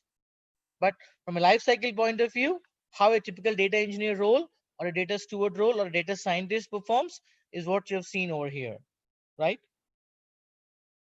So if I actually put it down from a different roles point of view, a data science leader would set business goals, prioritize use cases, manage project plan, measure results, and you work with a data engineer or a data steward to collect and organize, or if it is a small company, you do it yourself, and then you go ahead and actually bring towards the entire thing by exploring, shaping data, creating the algorithm with the right hypothesis and the right modeling technique, and finally training it and testing and deploying it. Yeah. So how does it look like from an actual tool point of view? If you go into any of these tools which I just talked about in IBM Cloud Pak for data, and if you go to developer tools, these are the tools available for you, which is Jupyter Notebook, Lightbend platform, open source management, and R Studio, right? And you can also see SPSS modeler available and decision optimization as an option available for you. Go ahead and deploy it. And if you are an advanced developer, you also have TensorFlow in the bottom, right? Which you can actually use to create your own modeling algorithms. Now, from an Infuse point of view, we talked about it where it is all about machine learning lifecycle, right? Earlier, it was all about build, run, but then it is now about accountable AI. When I say accountable AI, Infuse is not just about one particular model being developed. It is making sure that every business process is continuously evolving with accountable artificial intelligence. And when I say accountable, as I said earlier, it is all about making sure it is not biased. Yeah. So we've talked about this earlier. You remember this, I'm assuming, because we've talked about data profiling, classification, quality lineage, metadata management, policies and rules, workflows. Then we've talked about the build, where you can use any of these options available. Right, deployment can be either online or batch, and then finally managing it with accuracy, with automated anomaly and drift detection, with open scale, and ensuring there is no bias as such, having proper fairness and explainability. And as a data scientist, people will look up to you in order to explain to them if there is an actual question or a query raised by a support team member. You as a data scientist should be able to help them explain what is the data, how did you extract the data, how did you identify the data, what all processes have you applied to it, what have you fine-tuned the data with, what business rules and policies have you applied, and finally what is a model which you applied and what that model does, and how does it predict using what fields. Because what you don't want is AI becoming a black box. The moment AI becomes a black box, you're not doing the right thing, because everything in AI or machine learning should be explainable and something which can be traced back. Yeah. Now, from different scenarios, what we just talked about, how about we actually make it automated across the board, right? And this is exactly what auto AI concept with orchestration of pipelines supports, where you have a data science lifecycle, you have an operational lifecycle, and in the bottom, we already talked about it, where you have an entire pipeline to data prepare, right? Actual auto AI applied, pre-deploy check, deploy, monitor, and actively learn from it and keep deploying it with open scale. All of this is available with auto AI deployment, which some of the platforms or tools are offering, such as SAP, and then even AWS, Microsoft Azure is coming up, SageMaker is coming up with the same concept. Because what people have realized is not every user is going to be data scientist type of person, right? Not every user is going to be tech savvy. Not every user is going to be so strong in statistics that they will understand the algorithms. To support them and to increase the adoption of AI, every platform now is coming up with a auto AI concept, and this is exactly what it talks about. How it is trying to automate it both from a operational and from a conceptual point of view. Yeah. So this is already something which we talked about from a continuous intelligence point of view. And this is how the model looks like, right? From actually how the data streams are happening and how in real time they're evaluated to create business insights. And you have to think about it the same way, right? You should not think about it someone sitting there trying to actually automate it and all. It should be real time streaming, how data can come through and how you can actually perform the analysis and generate business insights on top of it. So if you think about it in an actual data scientist or a data engineer option way, it is about ingestion. It's about how you sample the data, how you filter and cleanse it, right? How you actually correlate the data in terms of different trends, patterns with exploratory analysis, how you create the machine learning model, how you actually enrich it, right? By making sure that you have the right model in place with the right confidence level, and then how you start generating business insights on top of it. Yeah. This is more a simple, more from a basis or a support point of view if you're interested from an actual administration perspective. I'm not going to spend too much time on it. But from an IBM Cloud Pak for Data tool usage, earlier you would have seen these symbols, right? This symbol stands for DB2 warehouse. The symbol stands for IBM DB2 for ZOS, which is creating databases in DB2 for working directly with IBM Cloud Pak for data. And this symbol stands for PostgreSQL database, and this is your MongoDB. Yeah. And how you can connect to it is you can actually add a data source option, and you can connect to any of these data sources available mentioned over here. And then you can start actually gathering and collecting the data. And this is what are the options available for you to load the data, do the data profiling, consume the data, and then start making some queries to understand the data and preparing the data so that it is available for the next stage. And it is about enterprise catalog created, which means after the fine tuning is done, you can publish the data into an actual catalog and publish it for other users to consume them. Then you go ahead and create the governance model around it, where you create the business policies and rules along with what are the type of catalog of assets available and what is the lineage. When it's a lineage, where is it coming from, what sorts of change has been done on that, right? Both operationally and from a data point of view, you can understand, for example, if a data asset is created, the lineage will tell you who changed it, when they changed it, what they changed it for, right? And the data lineage would offer what is the source system from which that data is coming through, so that you exactly know what source is it really taking the data with. Yeah. And from an auto discovery point of view, once you define the model and you go ahead and publish it, it goes ahead and proposes or asks you question, what is it that you want to apply these governance policies or rules on? For example, you want to hide social security numbers, you want to hide address, you want to hide age, you want to hide gender. All of that can be pre-configured so that those data sets or data itself are given as masked, which means the actual value out of the data is still possible to get out of it, but the sensitivity is hidden, right? And then you go ahead and use the operators in order to go ahead and define the visualization as well as the actual exploration of the data what you have. These are the options available with either Python or with actual data profiling options available with visualizations on the left hand side, which you can see. You can actually create that analysis. Once you're done with it, you go ahead and transform the data using data stage option, where you have a lot of data profiling operators available for you, right? Which helps you either remove duplicates, merge, expand, copy, annotate, whatever you need to perform. And then you create a dashboard out of it, right? To see the final data. Now, once that is done, you go ahead and understand the distribution.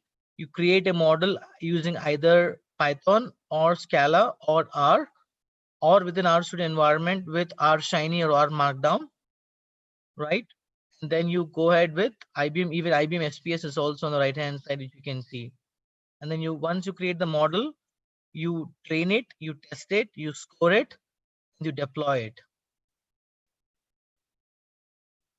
right?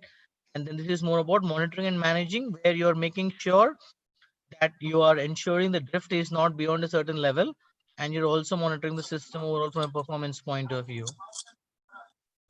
There are additional add-on services which you can actually add on to the baseline in order with additional licenses what you can buy depending on the use case scenarios which you have, right? These are all the different analytics and AI services offered, which is your different offerings of NLPs, Watson machine learning, open scale, speech to text, text to speech, knowledge studio, knowledge catalog, Watson studio, and all of these which I just talked about so far. Yeah. And the last but not the least, the solutions and accelerators which we talked about, right?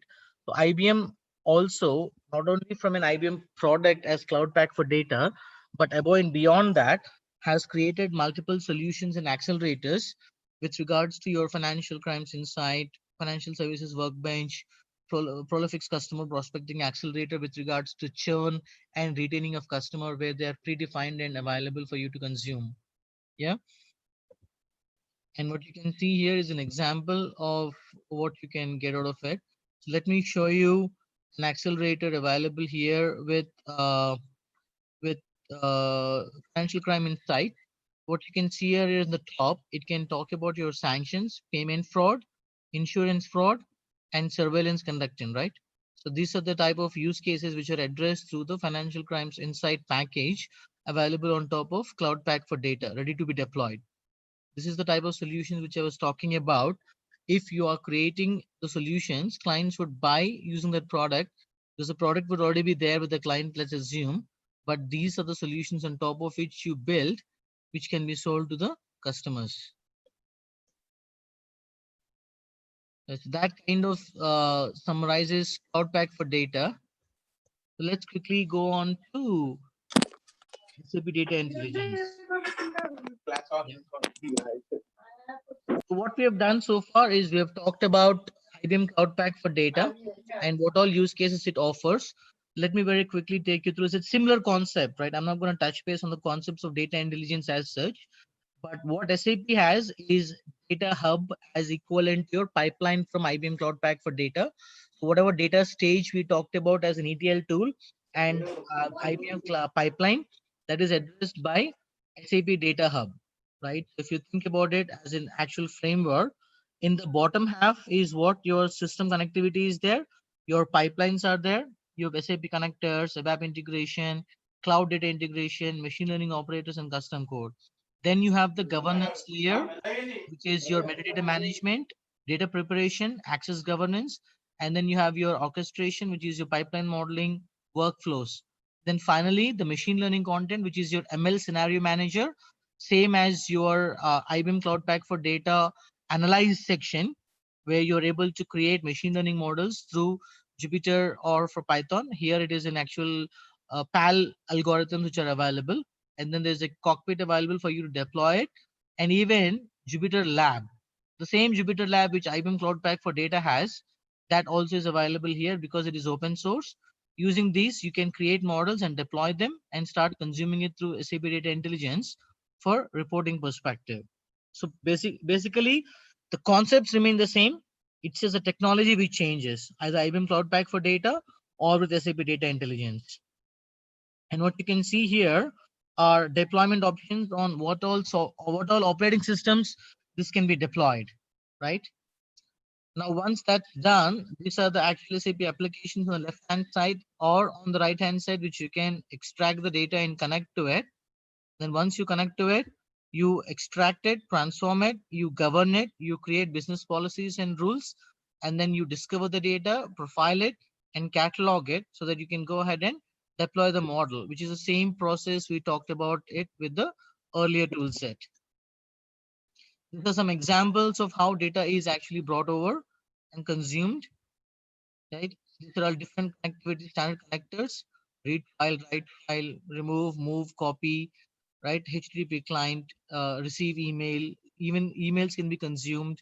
And then you can also have different other connectivities such as flow agent or Hadoop connectors, or even data quality inbuilt checks. All these are the operators which are available within the tool for you to consume. Yeah. So there are different operators available for you to do that. This is a sample flow available for you where data is triggered through an actual SQL.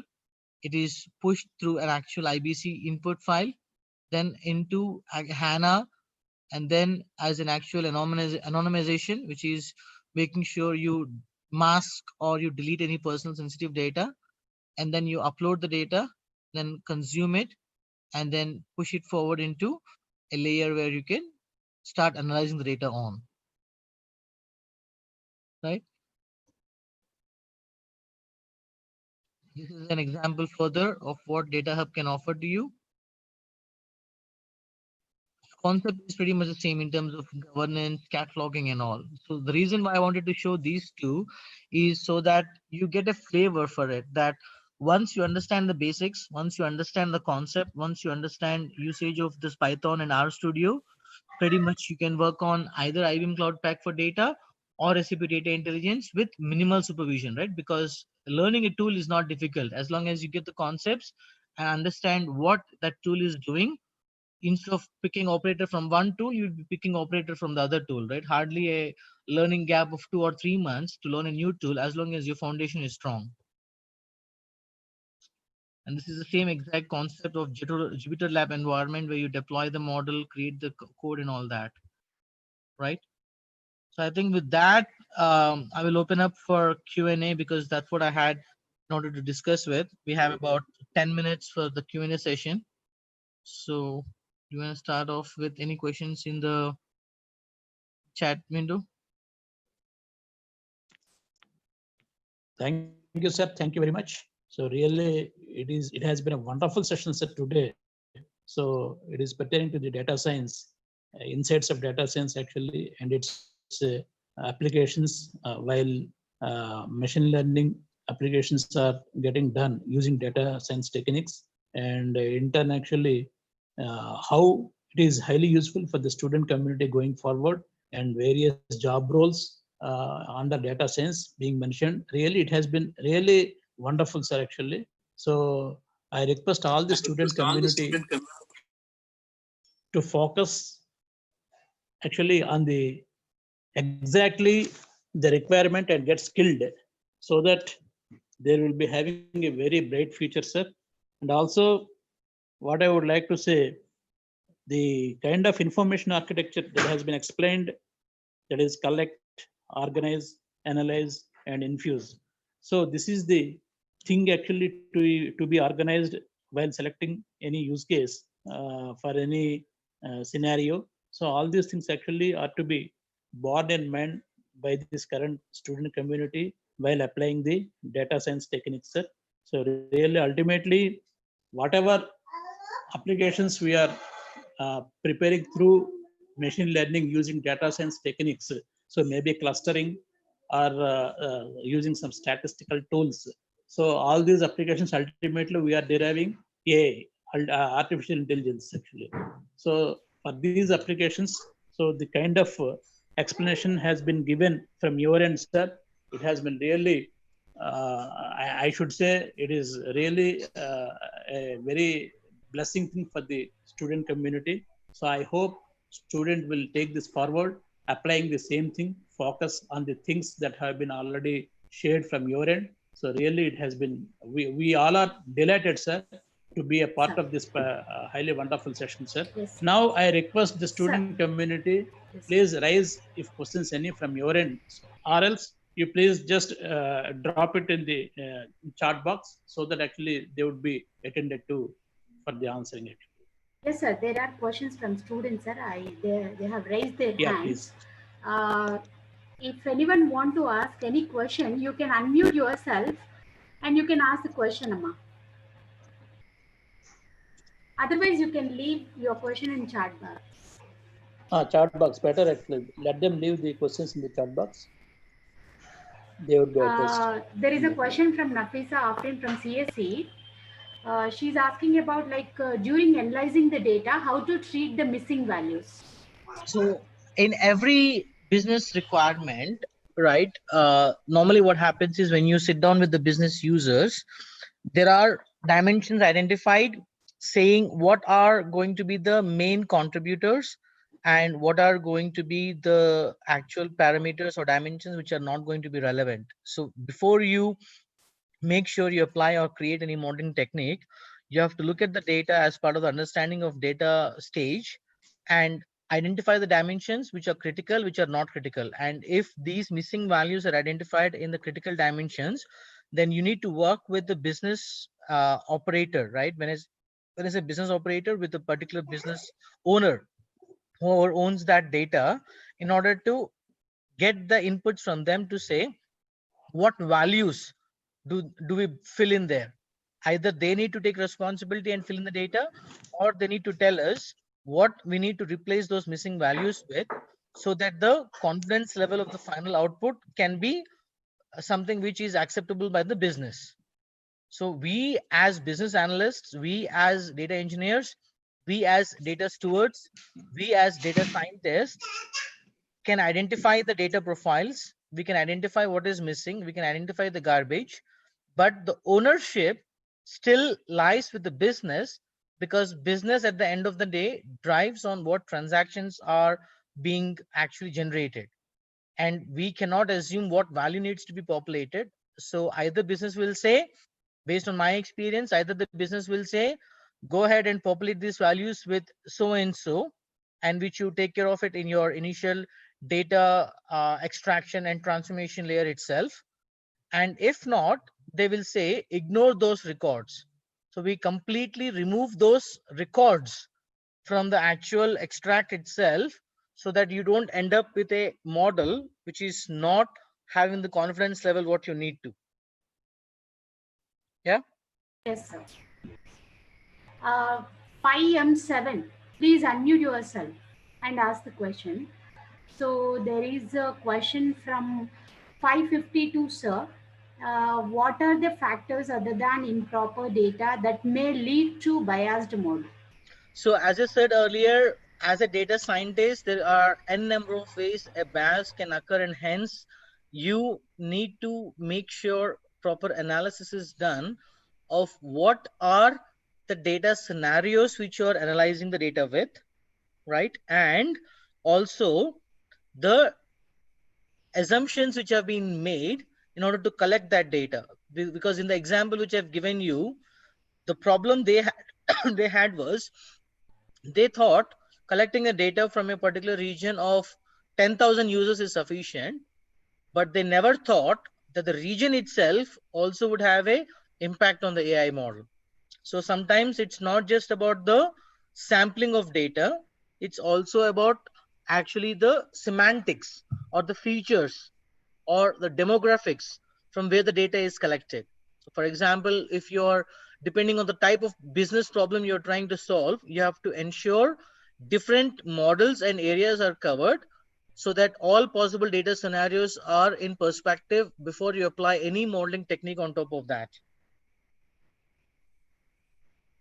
Yes, Right? sir. Yes. There is a question from Final 3. Actually, what her perception or his perception is like. Okay, you have walked us through all the possible ways to ease ourselves, but there have also been concerns about how much AI is good AI. Yes, that is always an ongoing conversation with everyone, right? For example, I mean, see, if you talk about AI, there are always concerns. I mean, you would have also seen an actual press release or a note from IBM, where IBM has stopped supporting visual recognition algorithms. Earlier, IBM was big time into text to speech, speech to text, and visual recognition also. But based on recent scenario which happened, right, based on the event which happened in US, IBM has taken a strong stand towards the community to contribute and said, we are no more going to support visual recognition, right? Which means that any pattern recognition with images or photos is not going to be supported anymore by IBM, because IBM wants to take a strong stand which can differentiate based on color, creed, or gender by looking at the actual image itself. So to your point, good AI, bad AI, it is all based on level of analysis and what level of retraining you keep continually doing, and auditing on top of it, which you position, which is the most critical factor. Because that is the reason why if you see any organization nowadays, more than ever, there are so many auditings happening on a frequent basis to ensure the AI part is not drifting away, because the constant monitoring of the drift and the constant retraining is a critical factor for ensuring the bad AI part doesn't creep in into the overall solution. And if you say you can you not avoid it, unfortunately AI, that is the reason why, is not replacing everything out there for some of the decisions, because there is a potential option of this creeping in. So nowadays it is coming down to AI only making recommendations and the actual decision being taken by human itself. Yeah, it's always there. There will be pros and cons for Yeah, everything, sir. but I think given the actual level of automation what it can offer, given the level of learning what machines can do by themselves and carry out the activities in most of the scenarios, AI would say about 70% of the scenarios there is no issue. There's only issue in about 10-15% of it. And there is a boundary line of about 10%. So for the 10%, you have additional governance built in by organizations. So there is also one more question like, how can we analyze that the problem is visible with AI? So see, I mean, any problem you as a data scientist need to identify, is it a repeatable behavior or not, right? It's not just about something which you can, so when you actually talk about any particular business case, normally there are 4 different phases of it. One, is it standardized? When I say standardized, have you applied all the technology what you have available to make it a standard solution to begin with? If yes, then have you optimized it to the nth level possible? When I say optimized, have you removed any wastage of effort? Have you removed any effort which you unnecessarily are putting in to fine tune it? Then, if you have said yes to both of these, the third is more about automating it, right? When you say it is a repeatable behavior, you end up automating it so that you can actually make sure you don't sit there manually and perform it, because it is something which is optimized already and it is something which is repeatable. So go ahead and automate it. Now, beyond automation, there is the AI piece of it. So in addition to AI, if there are decisions to be made, if there are predictions to be made, right, based on which the actual subsequent step needs to be triggered, that's when you can actually bring in the ML or AI piece into it. So if you ask the question, how do you identify a use case which can be applied with AI? The answer is you have to go through these questions by yourself. You have to say, is it standardized? Is it optimized? Is it automated? Is it something which actually needs a subsequent step to be predicted for the actual course of action to be taken? And then you infuse the AI into it. Exactly. Yes, sir. So there are a couple of questions on data cleaning. Like there is a question, what is the difference between anomaly and noisy data, and how to deal with plagiarism in data. So there are See, some plagiarism questions. in data is something which, so let me tell you in a general concept of data, right? So data ownership is a big concern for every organization, right? You are very right in asking questions about data, because you won't actually think about it if if you're not worried about data in general. But many organizations have nowadays are spending lot of money on ensuring the data is properly prepared, governed, cataloged, and maintained so that the subsequent users can consume it and start generating insights. As a matter of fact, even IBM has an initiative called as Data Initiative, as part of which we are creating a reference architecture completely for clients to support them on their data journey, and also putting in a lot of governance, rules, policies, frameworks, and a lot of checks in place. And there are also packages called GDPR packages. The reason is because there are so many regulations which also have to be followed when data is handled. So all these precautions need to be taken, and hence a heavy focus is spent on it, creating assets, accelerators around it to avoid plagiarism, and also to avoid unnecessary data which doesn't make any sense for the further levels of analysis to be carried out. So there are a lot of industry solutions already in place to handle this. There is a question from our AAA director. So, like, out of 3 topics that we have discussed in the webinar, which are the topics related to AAA students? I mean, like, AAA students from ease of learning, Every topic, application in AAA. So, every all the topic. There topics is are. no limitation, guys. So please do not get limited down by saying I'm a triple E guy, can I do this or not, right? I mean, the limit is not there. No one is going to tomorrow say you're a triple E guy, even though you're a data scientist, I will not hire you, right? Doesn't matter. There is a question like application in AAA. Can it recommended for application in AAA and job opportunity? For both of them, there is no limitation, because engineering, unless you decide to go to a manufacturing company and join as an electronics guy, out there in the market, your opportunity is wide open. Everyone is the same. As I said, they might be 2 or 3 months ahead of you with the new skill set or new courses, but each of you should not get restricted down by saying I will not be selected for this through job opportunity if I do this, right? The answer is, if you pick up that knowledge now, if you spend effort, and if you actually learn that language, and if you do the POCs, and if you gain that skill set now, you'll be actually competing equally with the computer science guys. Yes. There is no reason why you should think that, oh, I'm a triple E guy, let me do something else. No. If you are willing to get into software industry, trust me, after 1 or 2 years, no one in IT industry will ask you what background do you come from. They don't care about your engineering background as long as you have the basics covered, as long as you have experience, as long as you have actual knowledge, as long as you have the passion and curiosity to learn.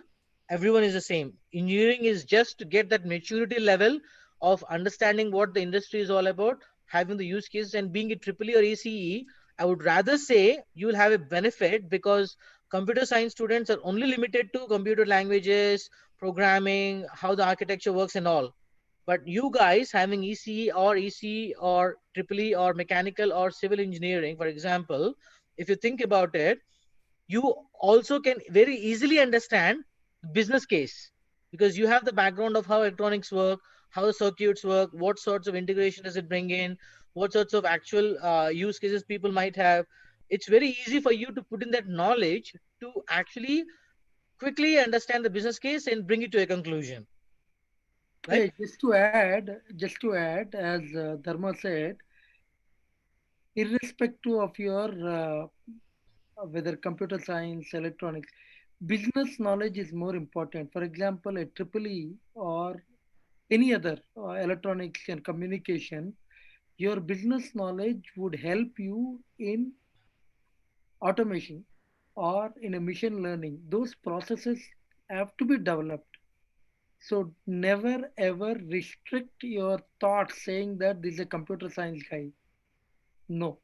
IT is nothing but your business model is brought in and it's defined within the business model to run your systems.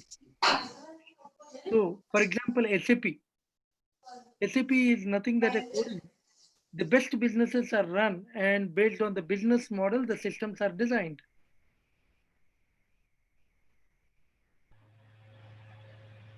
Okay, can you go to the next question? Yes, sir. Like there are questions like how TensorFlow is useful in AI ML, and does any tool in IBM Watson Studio to check whether our model is not overfit, perfectly fine up to the mark? Yeah, so I think within IBM, as I said earlier, as part of IBM Cloud Pak for data, if you remember, I did mention about an open scale tool.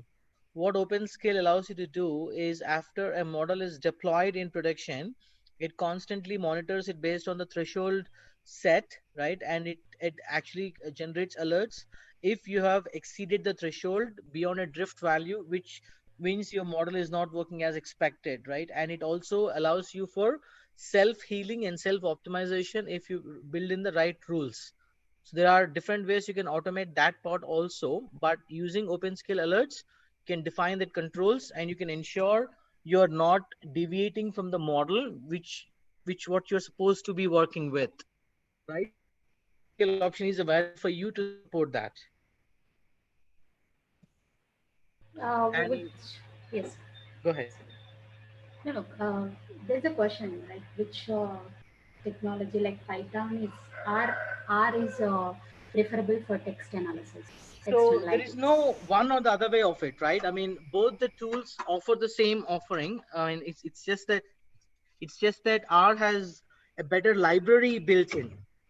So if you're looking at from an actual tool perspective, R Studio has a lot more user base because of the enterprise nature of the tool, and you have more algorithms and more models built in R comparatively to Python. But Python with the markdown language option, with how you can actually do text analytics, provides you with better option with scatter plot and other scenarios available. But if you're looking at it from an enterprise point of view, and if you ask me, do I select Python versus R? I would say I would select R Studio for that. How does AI affect privacy?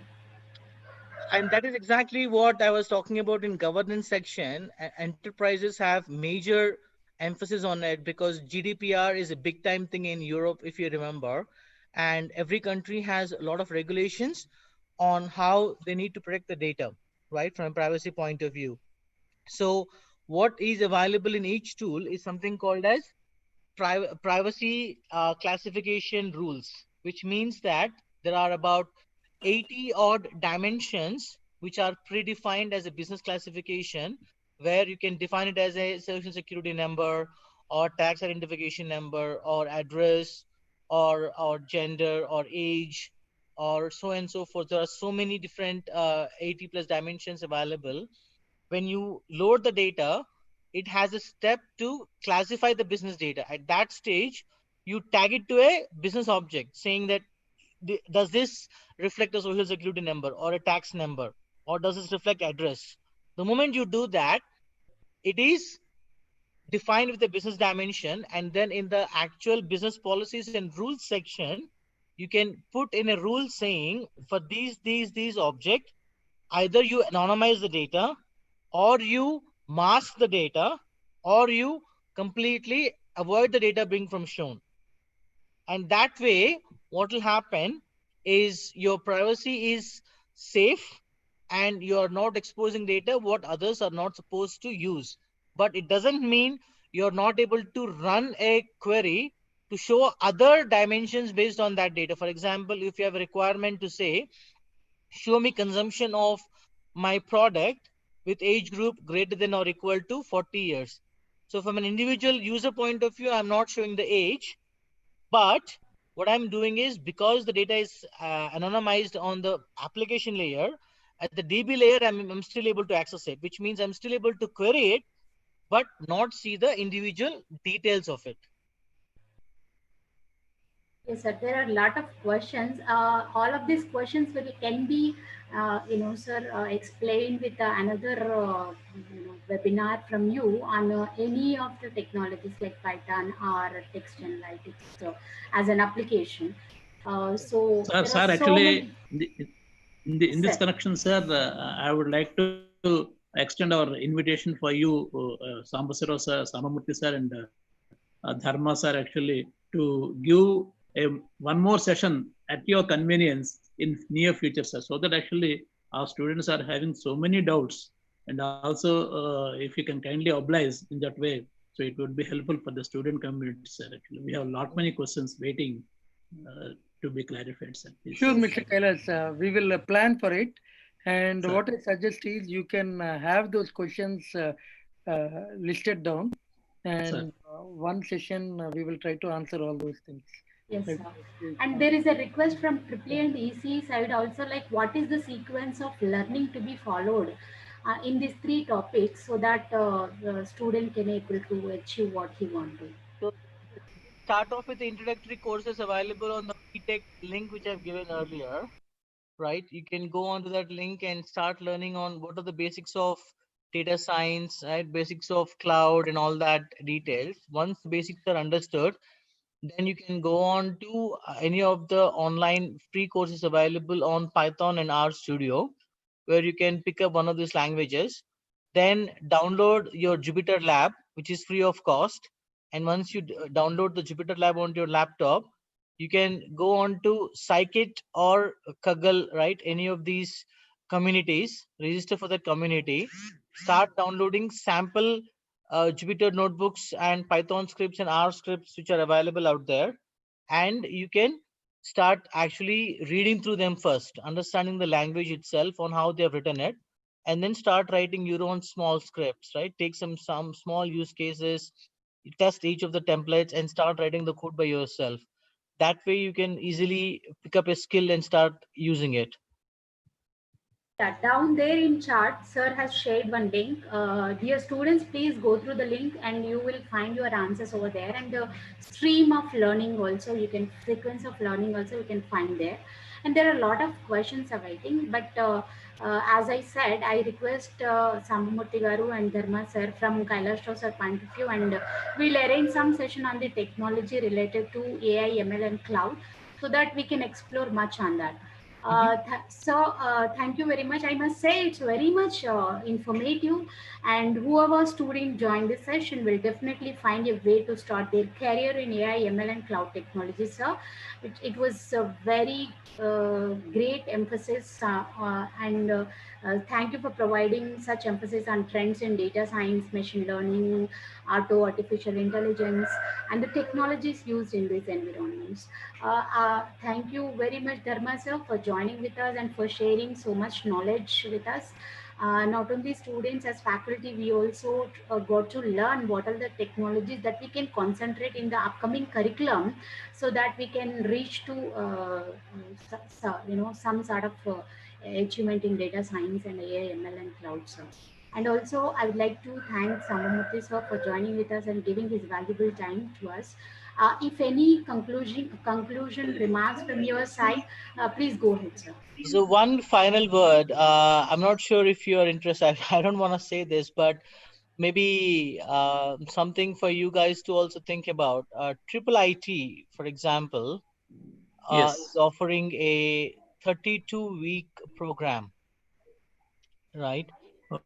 Which Okay, sir. is a comprehensive program on AI and machine learning. Something for a shortened version of that to be something thought about into your institute as well, because it's a separate program. I mean, it costs a lot, so I think it's not a comparison, because that Actually, sir, we would like to also start such programs in our yeah, college with because the. triple IT itself, I think they charge you about what, I don't want to say it here, but it's just something not for students. It's more for an executive program, because I myself have enrolled in it, not from a basics point of view, but it is more advanced one. It is about 2.3 lakhs per batch. Yes, sir. So Correct. it's But very huge. yeah, we'll talk But, about but it. anyway, I think we can talk about it with a shortened version. No, you Um, have to, what I suggest is this year curriculum, they're talking about artificial intelligence, And machine learning. Yes, sir. cloud, and data science. Yes, sir. They have introduced this, and most of the colleges are approaching me on this particular how to go about it. We will Yes, talk sir. about it, and whatever support you require, we will try to provide from our side, from the Thank you very industry much. point. Thank you, sir. Thank you very Thank much, you. sir. yeah. So Yes, sir. We have introduced such subject which are dependent on IBM I Watson know, tool. I Watson know. tool. So we can actually discuss about it offline, Offline, because we will what talk about what it. we have internally in IBM is an advanced training program also, Yes, sir. Yes, not sir. just the university one, but within IBM. But it is actually with cost involved even for IBMers. Even IBMers have to pay, where it has a built-in Python learning module, where it actually provides you with all the way from basics to advanced level at about 52 hours of learning. And then there are some advanced topics around how to infuse AI into day-to-day activities, things about R Shiny, R Studio. Yes, sir. It's almost a 18-week program, right? Which internally IBMers can go through as of right now, but something which maybe if they're interested, they can have a collaboration with IBM with duration established or something like that. Yeah, we will see. We will discuss this offline. Offline. Uh, Okay, sir. Okay, sir. yes, That should be better actually. So now, because Yes, sir. yeah. So, Moving ahead. Moving so ahead. to so conclude sir, the actually, yes, madam. Shall Yes, I yeah, go ahead, go go ahead. ahead? yes, sir. Sir, actually, Uh, sir, really, yesterday also it was a very wonderful session, sir, about the cloud services, the insights of cloud services, and detailing the same. And today, really, we all have enjoyed, sir, the kind of session that has been on this machine learning and data science, mainly techniques of data science applicable to machine learning. So really, it has been a wonderful session today, sir. Hopefully, our student community have really enjoyed the throughout the session. So, sir, actually, my sincere request to you, we will take both of you a separate session within the college, sir, at your convenience in near future once the things comes to normal, sir. Actually, the current situation of this Yeah, yeah, sure. COVID-19. As we So said, that we is will our conduct sense. seminars and hackathons once to get into normal mode of teaching. Yeah, yes, sir. Actually, the current scenario is not congenial for taking any kind of decision to conduct the session in the near future.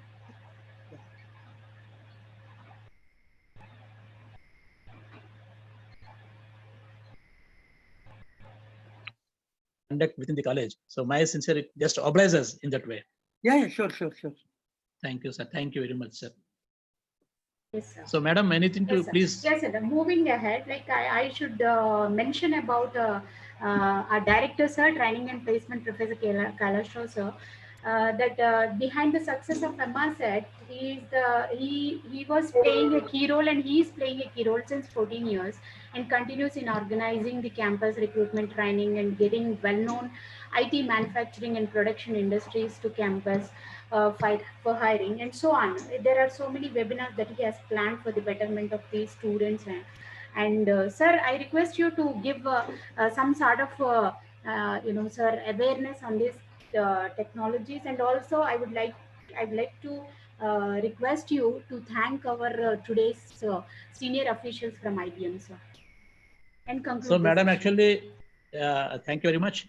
So the total insights have been provided by Dharma sir and Samba sir actually yesterday and today. So at the outset, what I just advise all the student community to get skilled apart from the regular academics, which is playing major roles, sir, actually going forward.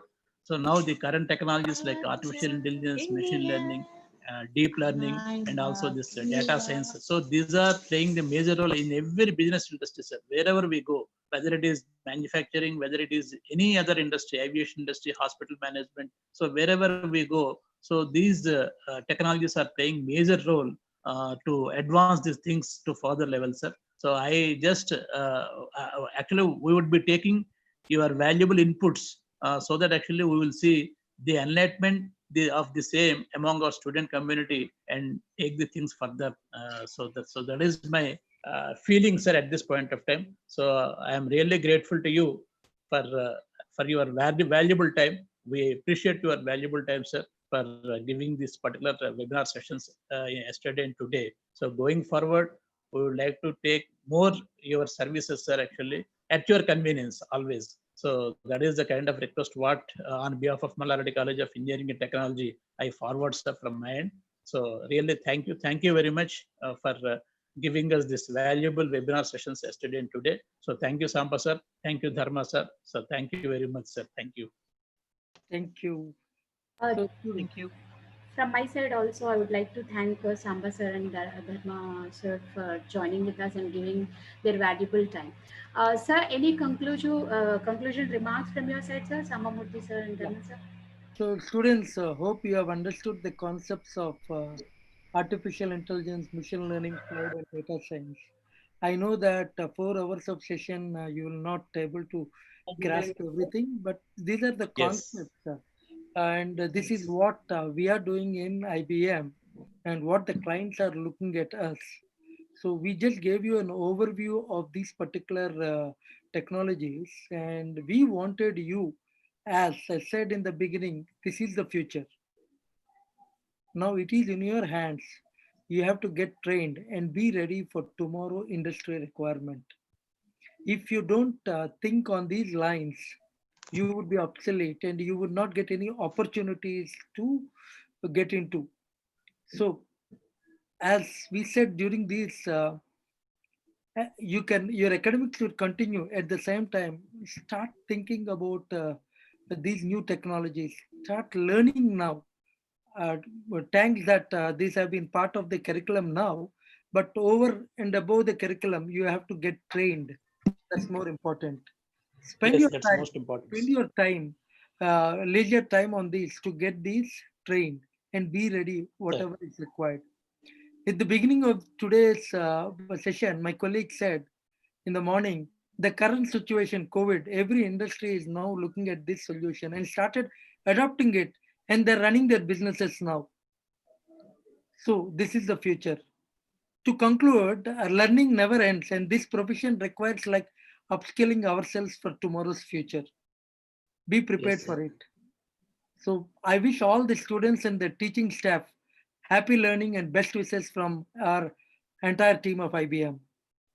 Thank you, sir. Thank you very much, sir. And Thank you. thank you, Dr. Reddy Garu and Kailash Rao Garu, for organizing this wonderful session.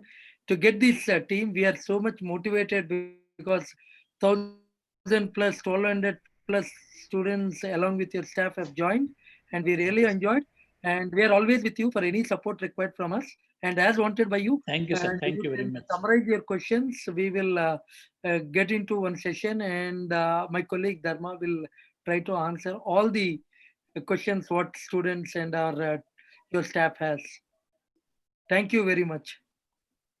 Thank you, sir. Thank you very Thank you, much, sir. sir. Thank you. I would like to convey my sincere thanks to our principal, sir, for organizing such kind of webinars. And I also thank IBM officials Amamurthy Garu, Dharma Atluri Garu for joining with us. And we hope to, sir, have a, coordination with future webinars also.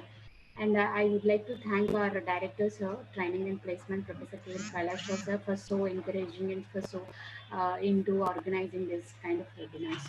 Thank you very much, students, for joining with us. Thank you, sir. Thank you once again, sir. Thank you. Thank you. Bye. Bye, sir.